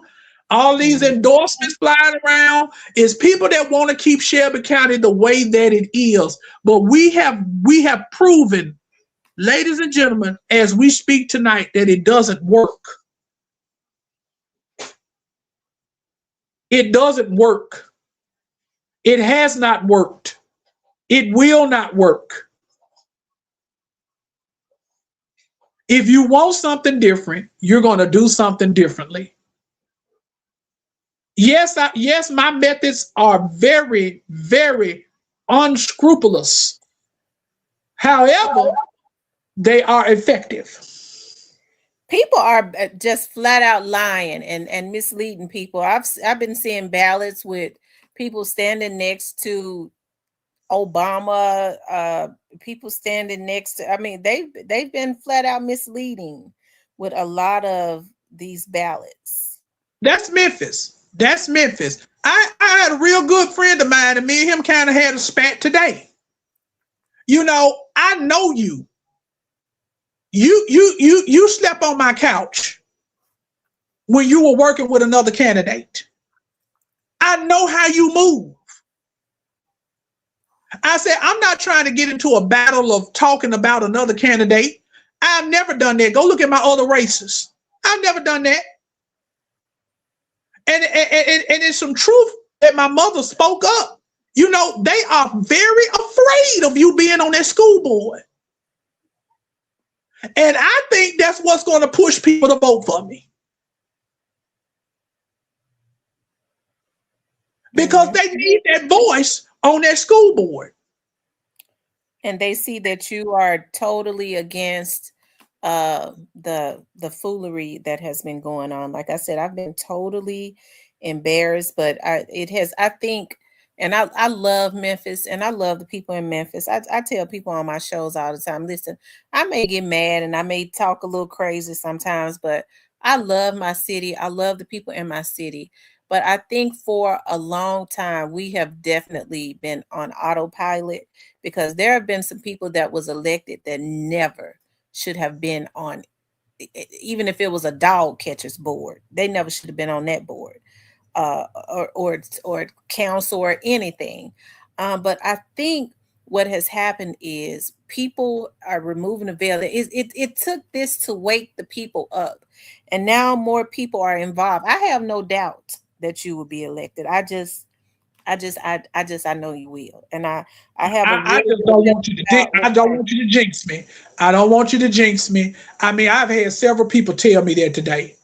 You know, I said the people just gonna show, and even the teachers that can't stand for me, Tamara.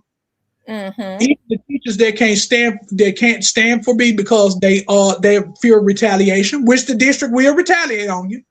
Because everybody that when they found out I was running, I mean teachers and everybody else, oh, we finna get behind. I said, y'all stand down.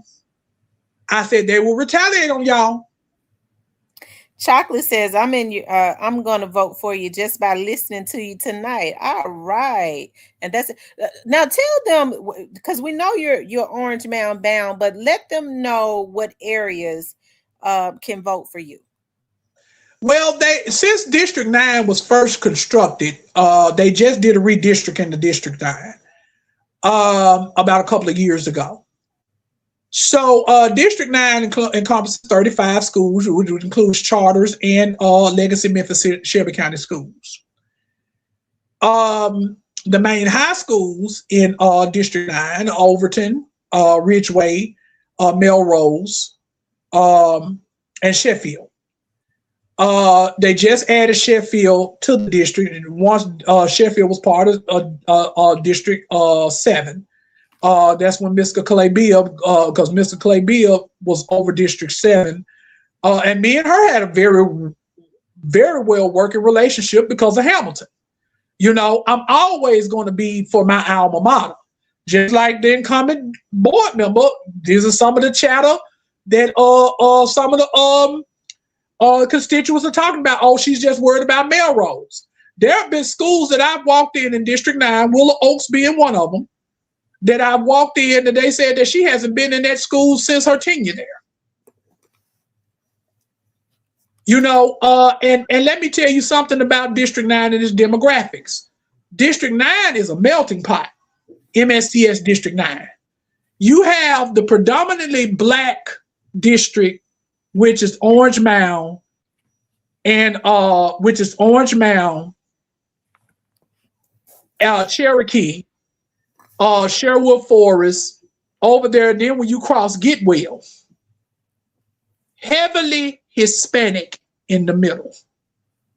And a lot of these candidates have forgotten about that. I am very, very, very well liked in the Hispanic community. Very well liked. I can talk to my leader colors fellow Arturo Hermano. Me and him were very close when we was going through Leaders of Color, one of my cohorts. Jose Salazar. Oh man, me and him have been in some fights, you know, across this city. You know, we have to be inclusive of all people. And then once you get to the very far east, predominantly white. Predominantly white, and a lot of them are white Republicans too. Mm-hmm. You know, headed into that Ridgeway loop. Now, it used to encompass schools like Bell Forest, a large chunk of Hickory Hill. It's a very little piece of Hickory Hill now. 38118. Very little piece. But those children matter too. You know, Wooddale, which is the charter, ran under Green Dot. You know, I've been part of this district professionally. And let's not forget about the almighty famous Fox Meadows. Fox Meadows. I love Fox Meadows. When I first ran for District 9 back in 2013, when I ran for District 9, Fox Meadows was where my campaign headquarters was. Fox Meadows, all of these, you know, Orange Mound, all of these things that have come to fruition. You know, this is not a candidacy built on personal issues. I want to and there's some people out there trying to run that narrative when it comes to me. Oh, he's mad because this, that, and the other. I said, I wish Tamara tonight I could talk to you about what I can tell you this about that order of protection that everybody keeps on asking me about and their board member. I think I said it at the beginning of the show. It was a plot to keep me from running for school board. They do not want me on that board. You got Mika in your comments, Marcus Randolph, Notoria Carpenter, all of them would tell you. It was Chief Jackson that walked into that school board. And I could talk about the criminal part. So let me back up.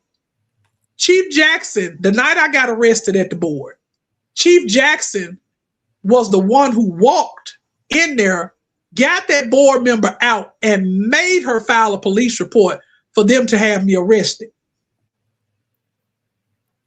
Wow. They were trying to put a felony on me so I can't run for school board. Wow. So when I got down to lock up and intake, it took Justin Pearson, Tammy Sawyer, George Dempsey Summers, Sarah Carpenter, Notoria Carpenter, a couple of high-ranking officials in the government's cabinet, Democrat and Republican, for Governor Lee to get me out of jail on a low-level misdemeanor. Wow. Oh, which I was supposed to be. When I tell the story, Tamara, you better be ready. You might want to have me back on your show. I do. Were you privy to that conversation I had with John Best over at 88.5? No. John Best said so many things in that thing that could help Dr. Fagans with her case till it was pitiful. I didn't even come there for that.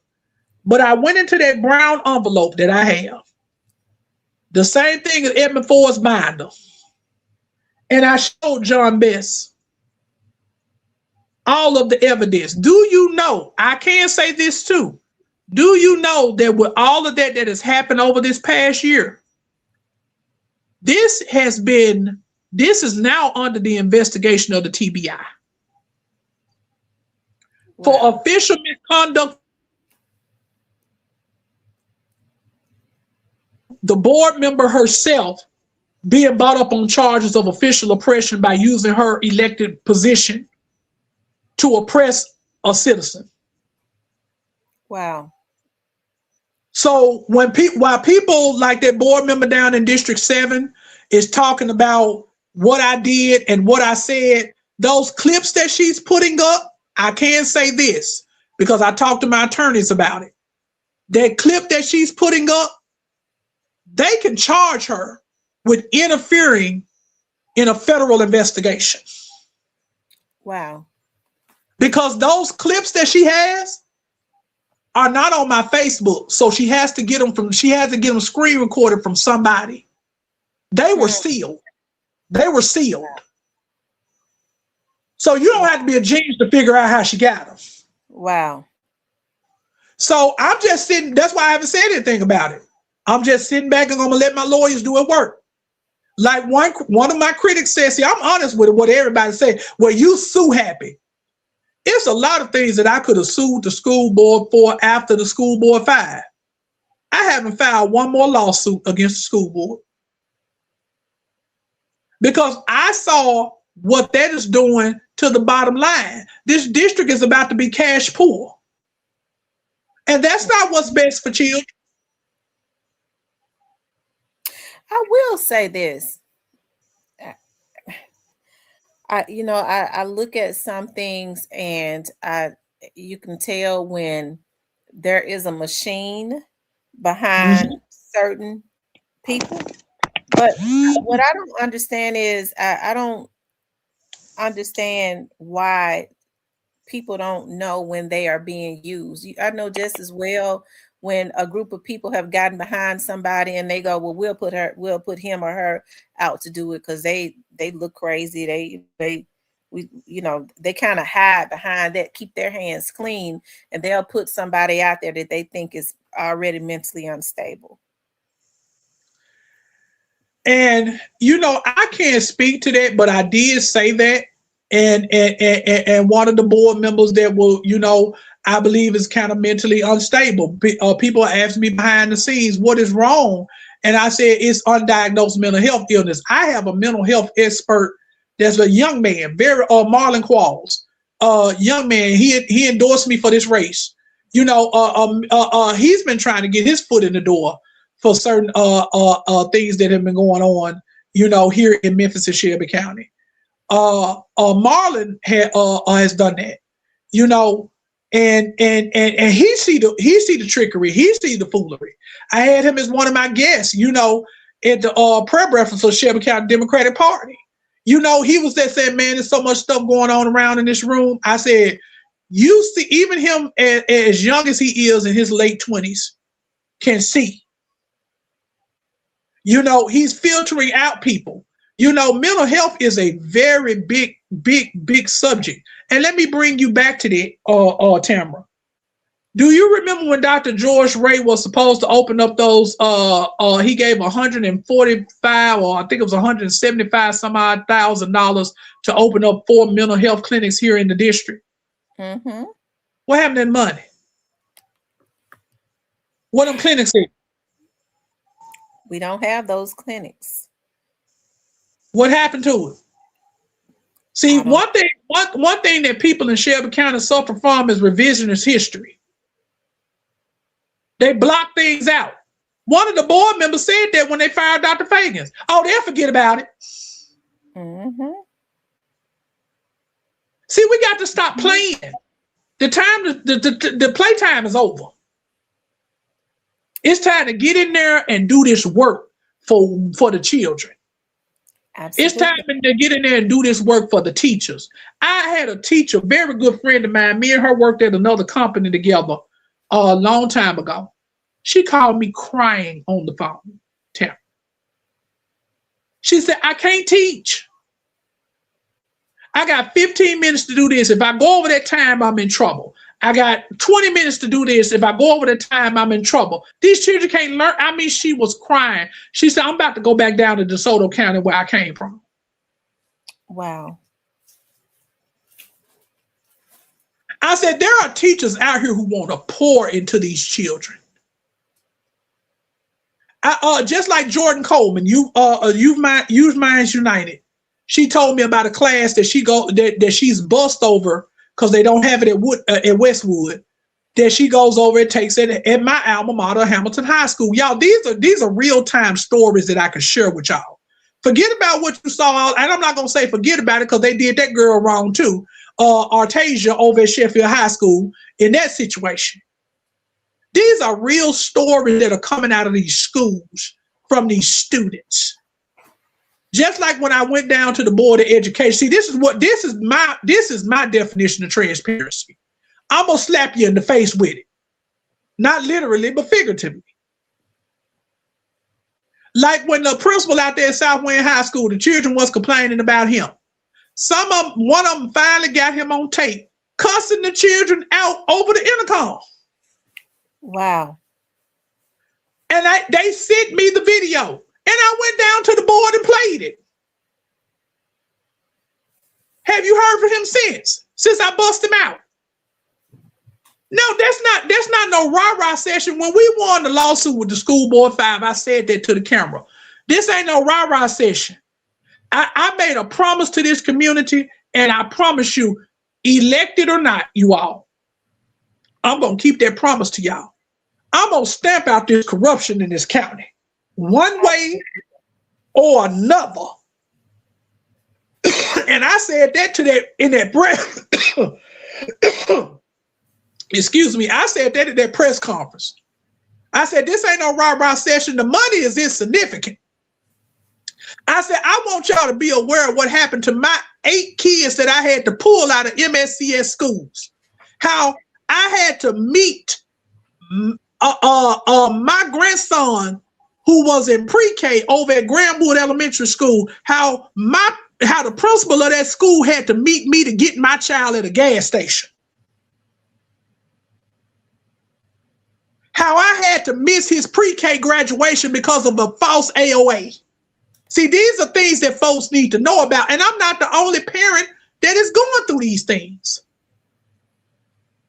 I'm the only parent that knows how to get loud about it.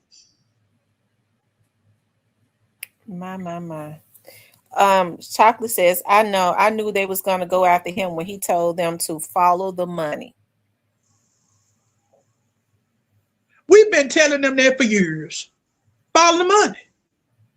We've been telling them that for years. We've been telling them that for years.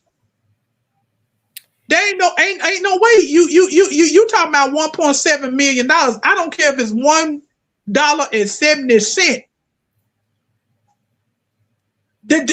My student Dylan over here at Overton High School don't have stoves and ovens in his CCTE class. When you say that to me, that's what I'm thinking about. That young man has been ringing my phone off the hook. What about this teacher down at Holmes Road Elementary School called me and told me that the whole staff are teaching on waivers?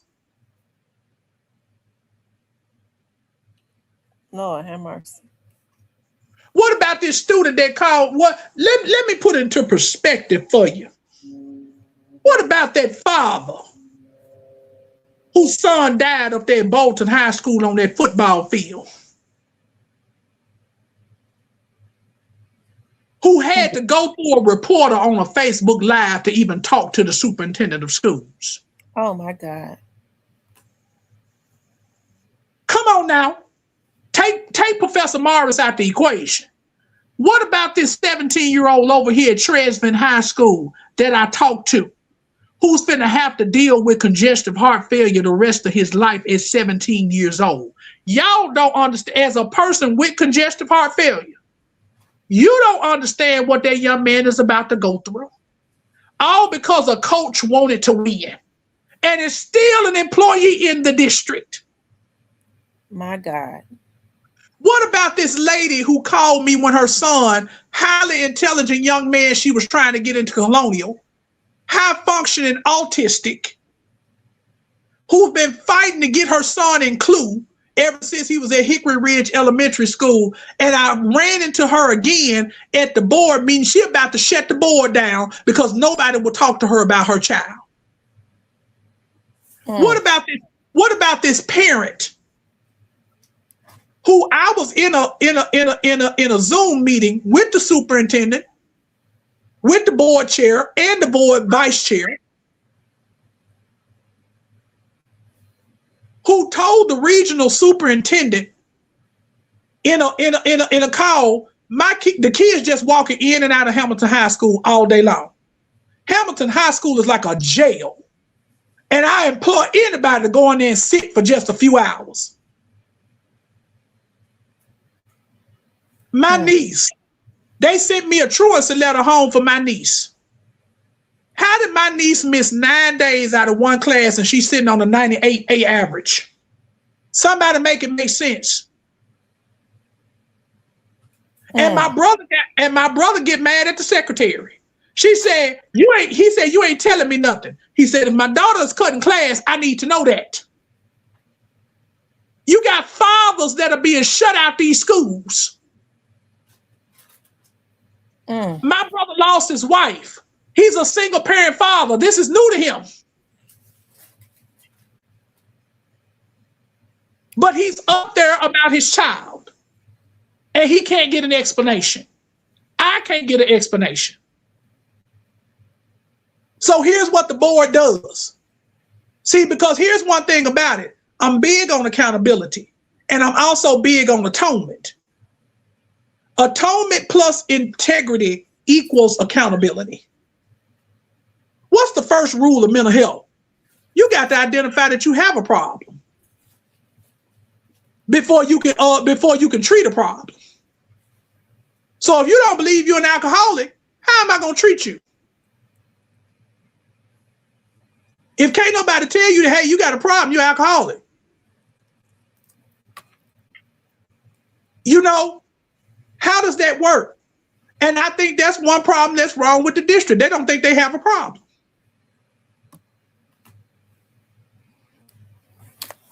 No, they don't. I've never seen a board, and I'm talking about that school board as a whole. I've never seen a board who totally just kick back against the people that elected them. I've never seen such in my life. These are the people that put you into office, and the way that the people have been totally treated is, to me, I really don't understand it. A real good friend of mine, Tamara, told me this past weekend when we was at the Democratic Blue Wave Party. She said one or two things is going to happen this election. She said either people are going to go out and make the change that they're talking about, or we're going to roll along as things as usual. And there is a group of people out here who wants things to stay the same as usual. Now, let me go to the defense of the school board. Yes, the school board opened one door for the Republicans to come in here. But we're not thinking about the city council who's open doors, the county commission who's open doors. Because the Republicans are being slow and methodical about taking over this county. And I told everybody, with all these rumors flying around about elected officials being brought up on charges, all of that stuff, I ain't gonna believe it till I see it. However, I do know that the state legislature is putting things in place. They have diminished the powers of the DA's office almost to nothing. So if or when these indictments come down that these people are talking about, he's going to be powerless to stop them. Wow. Y'all have to use your third eye to see what's really going on. Just like I said with the firing of Dr. Fagans. That was calculated. It's clear as day. Now, how that ruling is going to come through, I don't know. I know Robert Spence. I know how he moves. He was the attorney on the school board 5. They tried to make it a collusion case. All of us was in cahoots. They kept on asking me, do you know Amber Sherman? Yeah, I know Amber Sherman. She's an activist in the city. Do you know LJ Abraham? Yes, I know LJ Abraham. She's an activist in the city.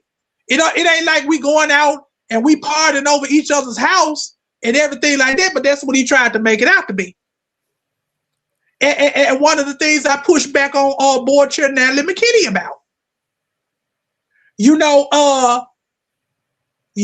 and Cardell Owen got up in the school board and told the folks they had this kind of secret meeting. I wasn't even there. I was running for city council at the time. And my PR team and my campaign manager, even one of my disability advocates was sitting in the board meeting when we got kicked out for those AOAs.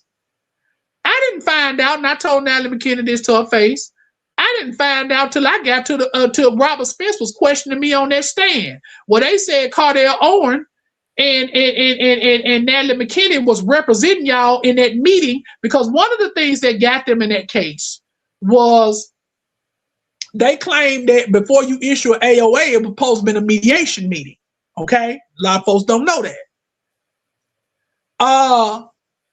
And they said that they had a meeting with Cardell Owen and Natalie McKinney, and they represented the entire school board 5. That was a lie. And my campaign manager wrote a letter to the board and said that was a lie. Wrote a letter to the general counsel. I asked the communications department, because she gave me the email to send the thing. Let's see, I can't get away from that word corruption. She gave me the email to send the letter to. And I gave it to my campaign manager. My campaign manager, George P. Brooks at the time, I asked her, I said, well, did you get the letter from my campaign manager? Because not only did he send it to the school board, he sent it to the superintendent, he sent it to the governor, he sent it to everybody, and said, nobody represents Damon Curry Morris, or this one is for the people. but these particular people, and he listed them all in there, all the way down to my PR firm, who were always who were all the way down in Dallas, Texas. Candace Joseph. So we don't know who these, and I testified to that on the stand. He was like, well, they said Cardell Owen and Natalie McKinney represented you. I told Robert Spence, I said, if your name is not George P. Brooks, Africa Howell, Candace Joseph, I went down the line, sitting there on the stand. Then you don't represent me.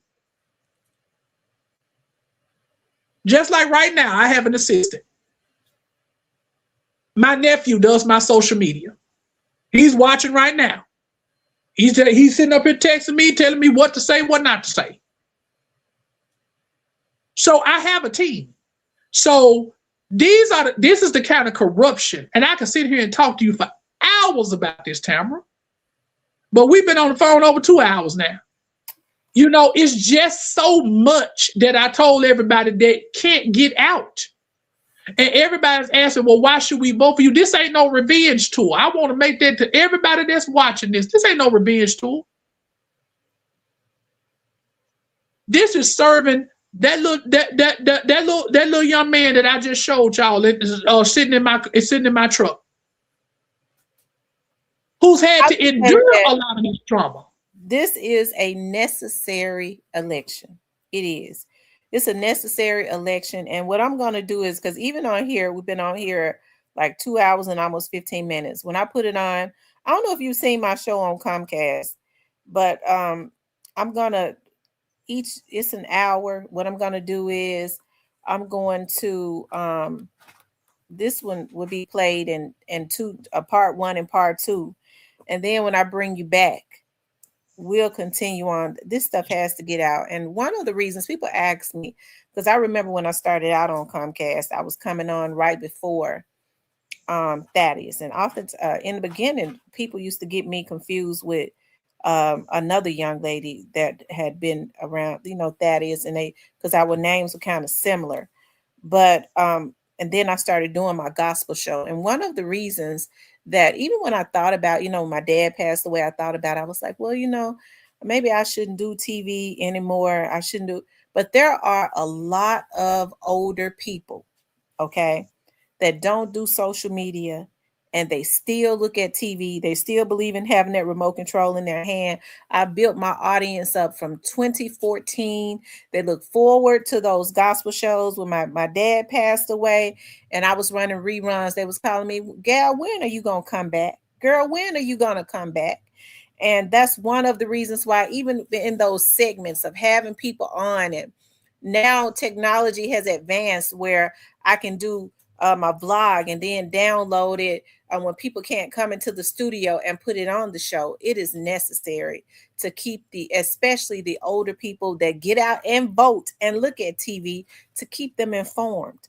And I've decided I'm going to do the vlog and I'm going to keep my TV show too. Okay, because it is necessary, just as this election is necessary. It's a lot of people don't really know what is going on. They just know that something is not working and some things are not right, and they don't know the detail. And it's time for them to know the details of what is going on so that they can make informed decisions and change the face of politics in Memphis. And as I have been saying, and I say it, and I don't really care what nobody think or say, my dad was unbought and unbossed. My dad was a union guy. Everybody that you see that's on that ballot that is in a position right now, the way that we change the face of Memphis is because here's the thing, and my dad used to be right about this. Everybody tries to take advantage of the African American people. Memphis and Shelby County is majority African American. There's no reason why we should be in the position that we're in when we have majority Black people in office. It is time to show people not to play with us. And the way that we do that is we don't allow them to play musical chairs. We don't keep voting for people that ain't doing a damn thing for us. We make them one-term politicians. We got it bad about voting based on race and voting based on name recognition. recognition, even when they did a damn thing for us. Start to put new leadership with new ideas into office. Everybody that has been in seat that is running again, vote for the people that's running against them, because they ain't did a damn thing. That's how we teach people not to play with the Black community. They play on our emotions and our intelligence, and it is very embarrassing to me that you got a lot of Black people doing it. My dad used to always say the worst kind of person is a sellout Black person, because they can get them to do things, i.e. we see is going on right now with the Black face in office that a white man might not even do. So we got to start putting bold people that is bold enough to rise up and say, listen, I don't agree with what's going on. And they speak out about it. They try to label those people as crazy and the troublemakers, okay? I say all the time, anytime you hear people saying, well, you know, don't vote for this person, and you ain't seen nothing that they've done other than be vocal, that might be the person you need to vote for, because it's something that they are trying to hide. That means they're bucking against that system that has kept us oppressed. Okay, so it's time for us to open our eyes. It really is. That's the reason why this election is necessary. Okay, it's necessary. And you're right, Tamara, you're right. It's necessary. I said this at a candidate forum. I said the school board races are the most, I believe, are more important than the mayor's race. I said, I really do. The children are our future. And you spoke, you said a mouthful when you said these kids, if you know, kids that are poverty stricken, what they're doing to our kids right now is plain criminal. It is. It's plain criminal. And it's hurtful to me that you see a lot of Black people doing it to line their pockets. A lot of these people came out of these same neighborhoods, Damon, that these same impoverished neighborhoods, they saw their mothers struggle. They saw their parents and stuff struggle. How could you get elected and then continue what they've been doing to us all along? And you saw the struggle, you know the struggle. Ain't nobody got to tell these people what these folks are going through in South Memphis, North Memphis, Orange Mound. They've seen the poverty, they've lived in it. And you got no shame to get your ass in office and sell out? It's got to be called out. Money is the root of all evil. I told a group of friends of mine the other day.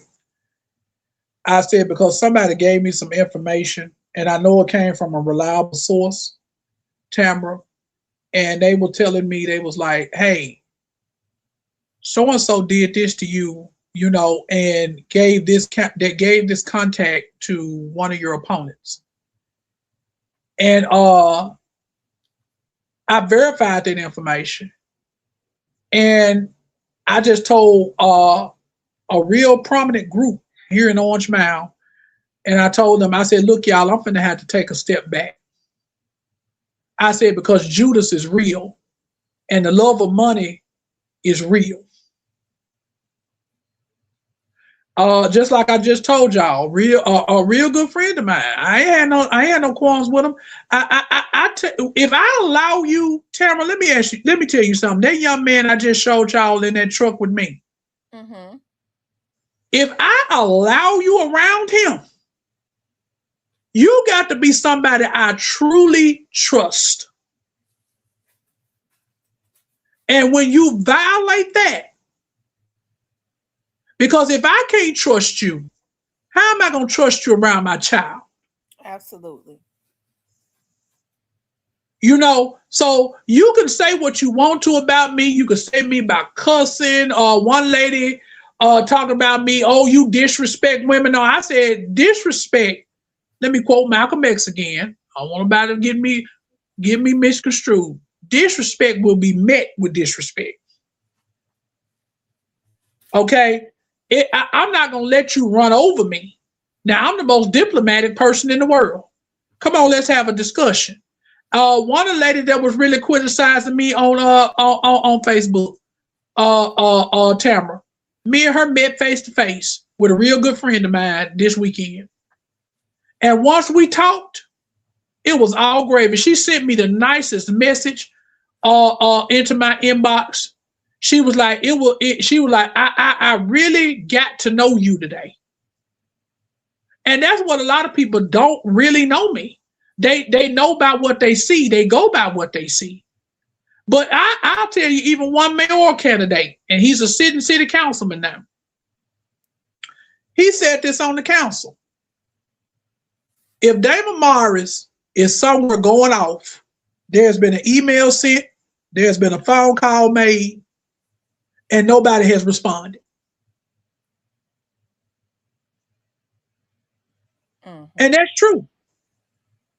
That's true. Because I just don't blow. What I tell you at the beginning of this call, what I tell you, I'm a diplomat. Mm-hmm. I had a school board candidate right now came and approached me this past Saturday like he was finna whoop my tail. Wow. Because I asked a question. And everybody was like, you should have got that on camera. I said, everything ain't for the book, y'all. I told the young man, hold on, brother. Let's talk about it. I mean, he was really aggressive. Everybody called me aggressive. I was like, wait a minute. I said, hold on a minute. Wait a minute, brother. Let's talk about what's going on. I said, because I ain't said nothing about you. I asked a question when the information was brought to the community. I said, as a parent, as a constituent, I said, even I want everybody to vet me. I said, I have the right to ask those questions if you're going to represent this school board. Because my children go to MSCS schools. So I had a question. And we come to find out, me and the young man had a lot in common. All it takes is a conversation. But you have people with secret hidden agendas. No matter what you say, they want what they want. Well, Damon, this has been a great conversation. I'll say we just gonna have to put a bookmark because we ain't finished. It's a lot going on, and I definitely now. You all have primaries now, right? Right. So this, well, you're voting on tomorrow, starting tomorrow. Early voting starts tomorrow, 15th through the 30th. Early voting starts tomorrow, the 15th through the 30th. You all, the election day, this is the primary. Now, since I don't have an opponent, since I have an opponent for the primary, whoever wins the primary, they don't have a Republican challenger. Okay? So you will automatically win the seat. Because, I mean, your name will go back on the ballot, but it will just be there on the Democratic side, and it won't be a Republican challenger. So you do have to go back to the polls, but it won't be anybody to vote for but the Democratic nominee. Okay, if that I know it sounds confusing, but that's how the process is. So essentially, if you win the primary, you've won the election. How many people do you have running against you? 4 other people. George Doris Coleman, who is the incumbent, John Carroll, Tamara Jordan, Dr. Tamara Jordan, and Louis Morganfield. Okay. So those are the people that are in the race for Memphis Shelby County School Board District 9. And I can say, even with the incumbent, I'm leagues ahead of them. And somebody told me, my uncle, who's a politico, he told me, he said, you actually overqualified to be on the school board. I really thought Joyce Doris Coleman would bow out gracefully. Because, there were rumors that she wasn't going to run again. And I was like, well, good. And she told a lot of people, I'm being transparent. She told a lot of people that, and a lot of people are angry with her because she did tell them that. Now, she's entitled to run. She's entitled to change her mind. But what it looks like now is somebody's putting her up to run. To split votes. Exactly. That's another point. You gotta know the way people was angry at her when the way that she conducted herself when they fired Dr. Oh my God. I mean, I said, well, the good thing about it is the lady knows when to bow out. And then I see that she's running again. I said, you kidding me? And I have nothing to say about Joyce. Me and Joyce, like I said before, worked on many programs together. I have nothing to say about. I have nothing bad to say about her. I said, but when the situation happened, she didn't handle it well. Even me and several community members had called her and said, "Look, we're trying to help you, Joyce. What can we do to help you?" And the conversation turned ugly. Wow. I mean, she accused me of trying to hang her. I didn't want to run for the board. As your constituent, I wanted to help you. Even when I called the town hall, I had no intentions of running for school board. But I wanted to give the community a voice. As an elected leader, that's what you're supposed to do. And I'm going to tell you something else that somebody else told me today. You know, somebody's pulling the strings behind there and getting her to run again. These same folks who have been controlling this, with all of the stuff that came out, with everything that you haven't atoned to, what makes you think that you're going to atone to it if you get back in office? And that's the same thing I put towards Michelle McKissick. That made me angry. Yes, that made me angry. Why are you going to sit here and talk about transparency? You all are not first-term board members. Does that make sense? You're talking about transparency. You've been on this board almost 10 years. Michelle McKissick has been on the board almost 10 years. Michelle McKissick, how many terms is this for Michelle McKissick? I think this is her third term she's running for.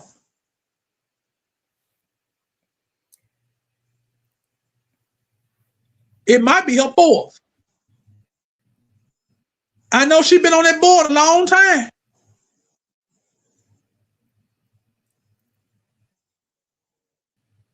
And you just not talking about transparency. I do know that she was definitely in my district against her. I had no doubts that I would have won. I was prepared to win. Well, Tamara, I'm sorry that happened to you. Well, you know, and also one of the things that I did when is with some of these people, and I really hate to, because I'm looking at the city elections. I have to pray about it because I know me, I can't be bought and paid for. But one of the things that I did was I started to look at when I wanted to thought about running for school board, especially the person that I was going to be running against, is you're able to look at who supports these people, who gives them money. And you're able to tell a lot. I mean, I know a person will put on one face, and I'm just saying in general.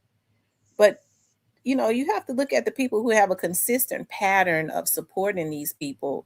You know, I don't think as the Bible says, two men can't walk together unless they agree. You know, you say you're for one thing, but you got these Republicans that give you tons of money that really push privatizing schools. So, you know, I kind of look into stuff like that. Mm-hmm. And I can't see, especially Republicans supporting someone that says that they are a Democrat, and putting money behind them if they are not in agreement on some things. Mm-hmm. Mm. But, you know, Damon, I hope, not hope, because we've already prayed and put into the atmosphere that God is changing some things around. Memphis is a beautiful city. It is.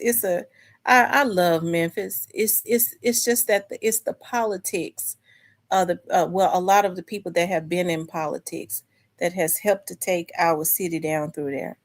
And I really believe that God is helping us to push this change, and a change has to come.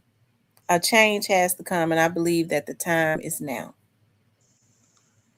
Either if you want something differently, you're gonna do something. If you want something different, you're gonna do something differently. That's just as simple as that. Well, Damon, I appreciate you coming on. I really enjoyed you being on here. I'm gonna have to get you back on. Now you said early election starts tomorrow through what? Tomorrow through the 30th, and then election day is on the 5th. Okay, so we'll have to have you back one day before the 30th, so we can. I really wish I could have you on here next week and the week after. Like, let's see, I need to have you on here definitely either on the 29th or the 30th. Let's see if I have you on here the 29th or the 30th. I need to have you on here one day next week. So if I have you on one day next week, then I could air you on Comcast again. And then let's see, the 5th, I can have you on like the 29th or the 30th, and then I could air you on the 2nd also. Because we're going to get this message out for sure. But Damon, I appreciate you coming on. I hope that you look at your schedule and let me know when you could come back on, because I want to Okay. get you back on before early election is over, and then right before the general election. And so that we can get people acclimated on the TV show and on here with seeing your face, with knowing your name, and knowing especially around your district on who to vote for. I want you to know that I appreciate what you do as far as your fight for Memphis. I definitely stand with you. Okay. It's more people stand with you than you know. I think a lot of people have felt that I'm not one of those people that have felt like I was, weak. But I think a lot of people just felt, oh, ain't no need of me doing nothing. Nothing is going to work. But to see how strong you all are and how vocal you all have been, I think that's a great thing. Okay. I think it's a great thing. And you all are helping to change the tone in this city. And I really appreciate that. Well, I thank you for your time, and I thank you for reaching out to me, because this is a lot more than we can get out in a candidate forum. And I think this will educate voters on who to vote for, and who's best for this district. No offense to anybody, but I've done the work. People have seen my work. I try to give people my push cards. They tell me I don't need that. I know I'm voting for you. You've done the work. We've seen it. So it's not about going down advocating or arguing with the board. I have several pleasant conversations with board members. That board member in District 7 that's coming after me, I helped her get elected. Wow. Kevin Woods, who came off the board, told her in her face, you need to listen to him. He knows what he's doing. But did she choose to do that? Had she done that, she probably wouldn't be as criticized as she is now. It wasn't about me getting no position or me wanting to be around her or anything else. I helped out a friend. Plain and simple. Wow. Same thing goes for the other two board members I helped get elected. Wow. That's as simple as that. I'm not I'm ready to retire, Tamara. I don't look for validation from anybody. When that young man comes in the door and he calls me granddaddy, that's my validation. When my other 4 grandkids call me granddaddy, that's my validation. When nephew Prime called me on the phone, say, how you doing, Unc? That's my validation. When my mama calls me on the phone and say, how you doing, son? That's my validation. When my Aunt Shirley, who just called me today, baby, we finna take this home this time.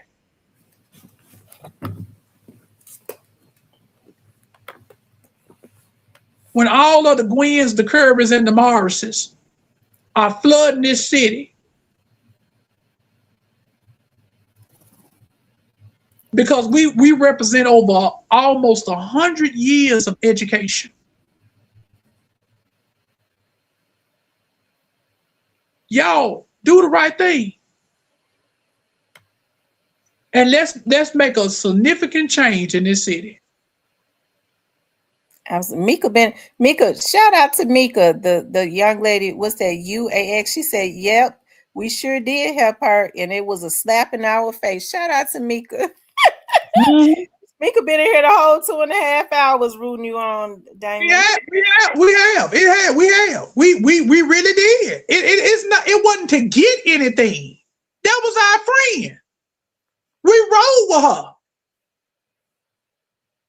When people was coming after her, we was defending her. Wow.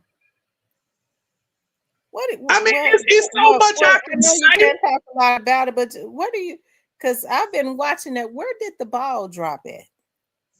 The ball dropped when she got on that board, because she got money hungry. Wow. I stopped speaking to her. Look, I don't know why she's coming after me, because I haven't said anything about her. Now, I did blast her out when she did what she did to Artasia over there at Sheffield. How are you going to insert Kenny Lee into that situation when y'all didn't do anything? And you know what you did, and then you gave them an award. Forget giving us an award at the board. Why you didn't give it to Artasia? See, that's what we're talking about, what's best for children. Mm-hmm. And then you rewarded that principal with a regional superintendent's job.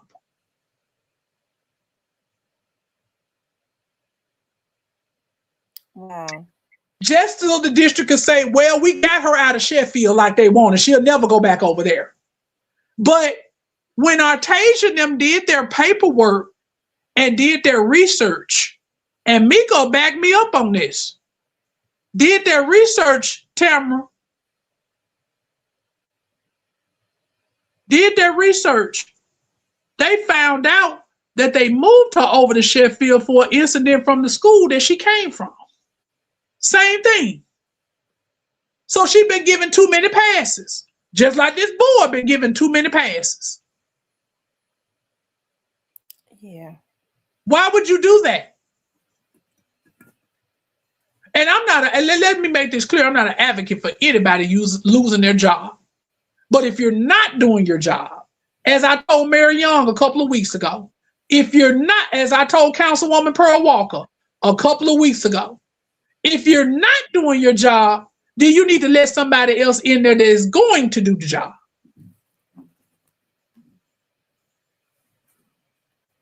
That's a simple concept. Hey, it ain't working out. Let me get somebody here that's going to make it work. All right, Damon. What we're gonna do is we'll continue this, but we need for everyone to get out. Early voting starts tomorrow. It's time to speak with your vote. It's time to rock the vote and speak. A lot is because we could talk and talk and talk, but what we got to do is we got to get out and show people how we feel. Tell them and then show them by getting out and voting. And then that's when people start to pay attention. Okay, they doing wrong. They get to think about, hey, I did wrong. Because see, people tend to continue what they do if there are no consequences.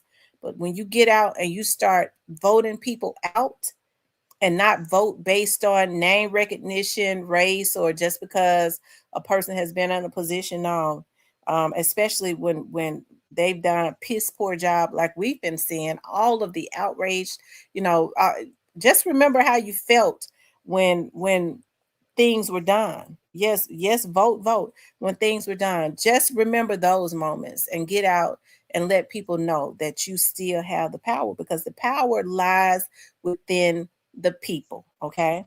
The power lies within the people. And I think this is the perfect opportunity to take our power back, because what has been going on in Memphis and Shelby County, if you ask me, is criminal. I'm so happy The people have started to remove the veil and open their eyes, and it's time to take back. This election is necessary because it's about taking back our power. Okay? I want everybody to remember that. It's necessary because it is about taking back our power. It has been a pleasure having you on here, Damon. Mm-hmm. Well, it's been a pleasure talking to you, and thank you for this time. And I really would enjoy the follow up, and hopefully you all get. I just want to say this final word. Hopefully you all get out both Professor Damon Curry Morris, Memphis Shelby County School Board District 9, and we bring this home, and we bring some more. We bring some integrity to the Memphis Shelby County School Board, because that's what you're going to get. I'm going to be a fighter for the parents. I'm going to be a fighter for the students, the teachers, the plant managers, the assistants, the cafeteria workers, all of them I have a hand in. And I think we all should have a fair, equitable school system for all. Absolutely. Thank you so much, Damon, for coming up. I want to thank you all for tuning in. As always, hey, I think you all are the best. I'm so happy that, like I said, his district is he as a matter of fact, he lives in Orange Mound. Okay, we have a lot of people that tune in from Orange Mound, and this is the opportunity to help to change the face, to do something about what has been happening in Memphis as far as the politics. We have the power to change what is going on. Well, thank you so much, Damon. I'll be touching bases with you to have you back on next week and a week after that too. All right, well, let me get this young man ready for this teacap in the morning. All right, darling. Thank you so much. Have a good night. You too. All right. Real talk with Tamara, where conversations are real. Nishan, you need to get your bath, son. Voices are heard, and the real starts here.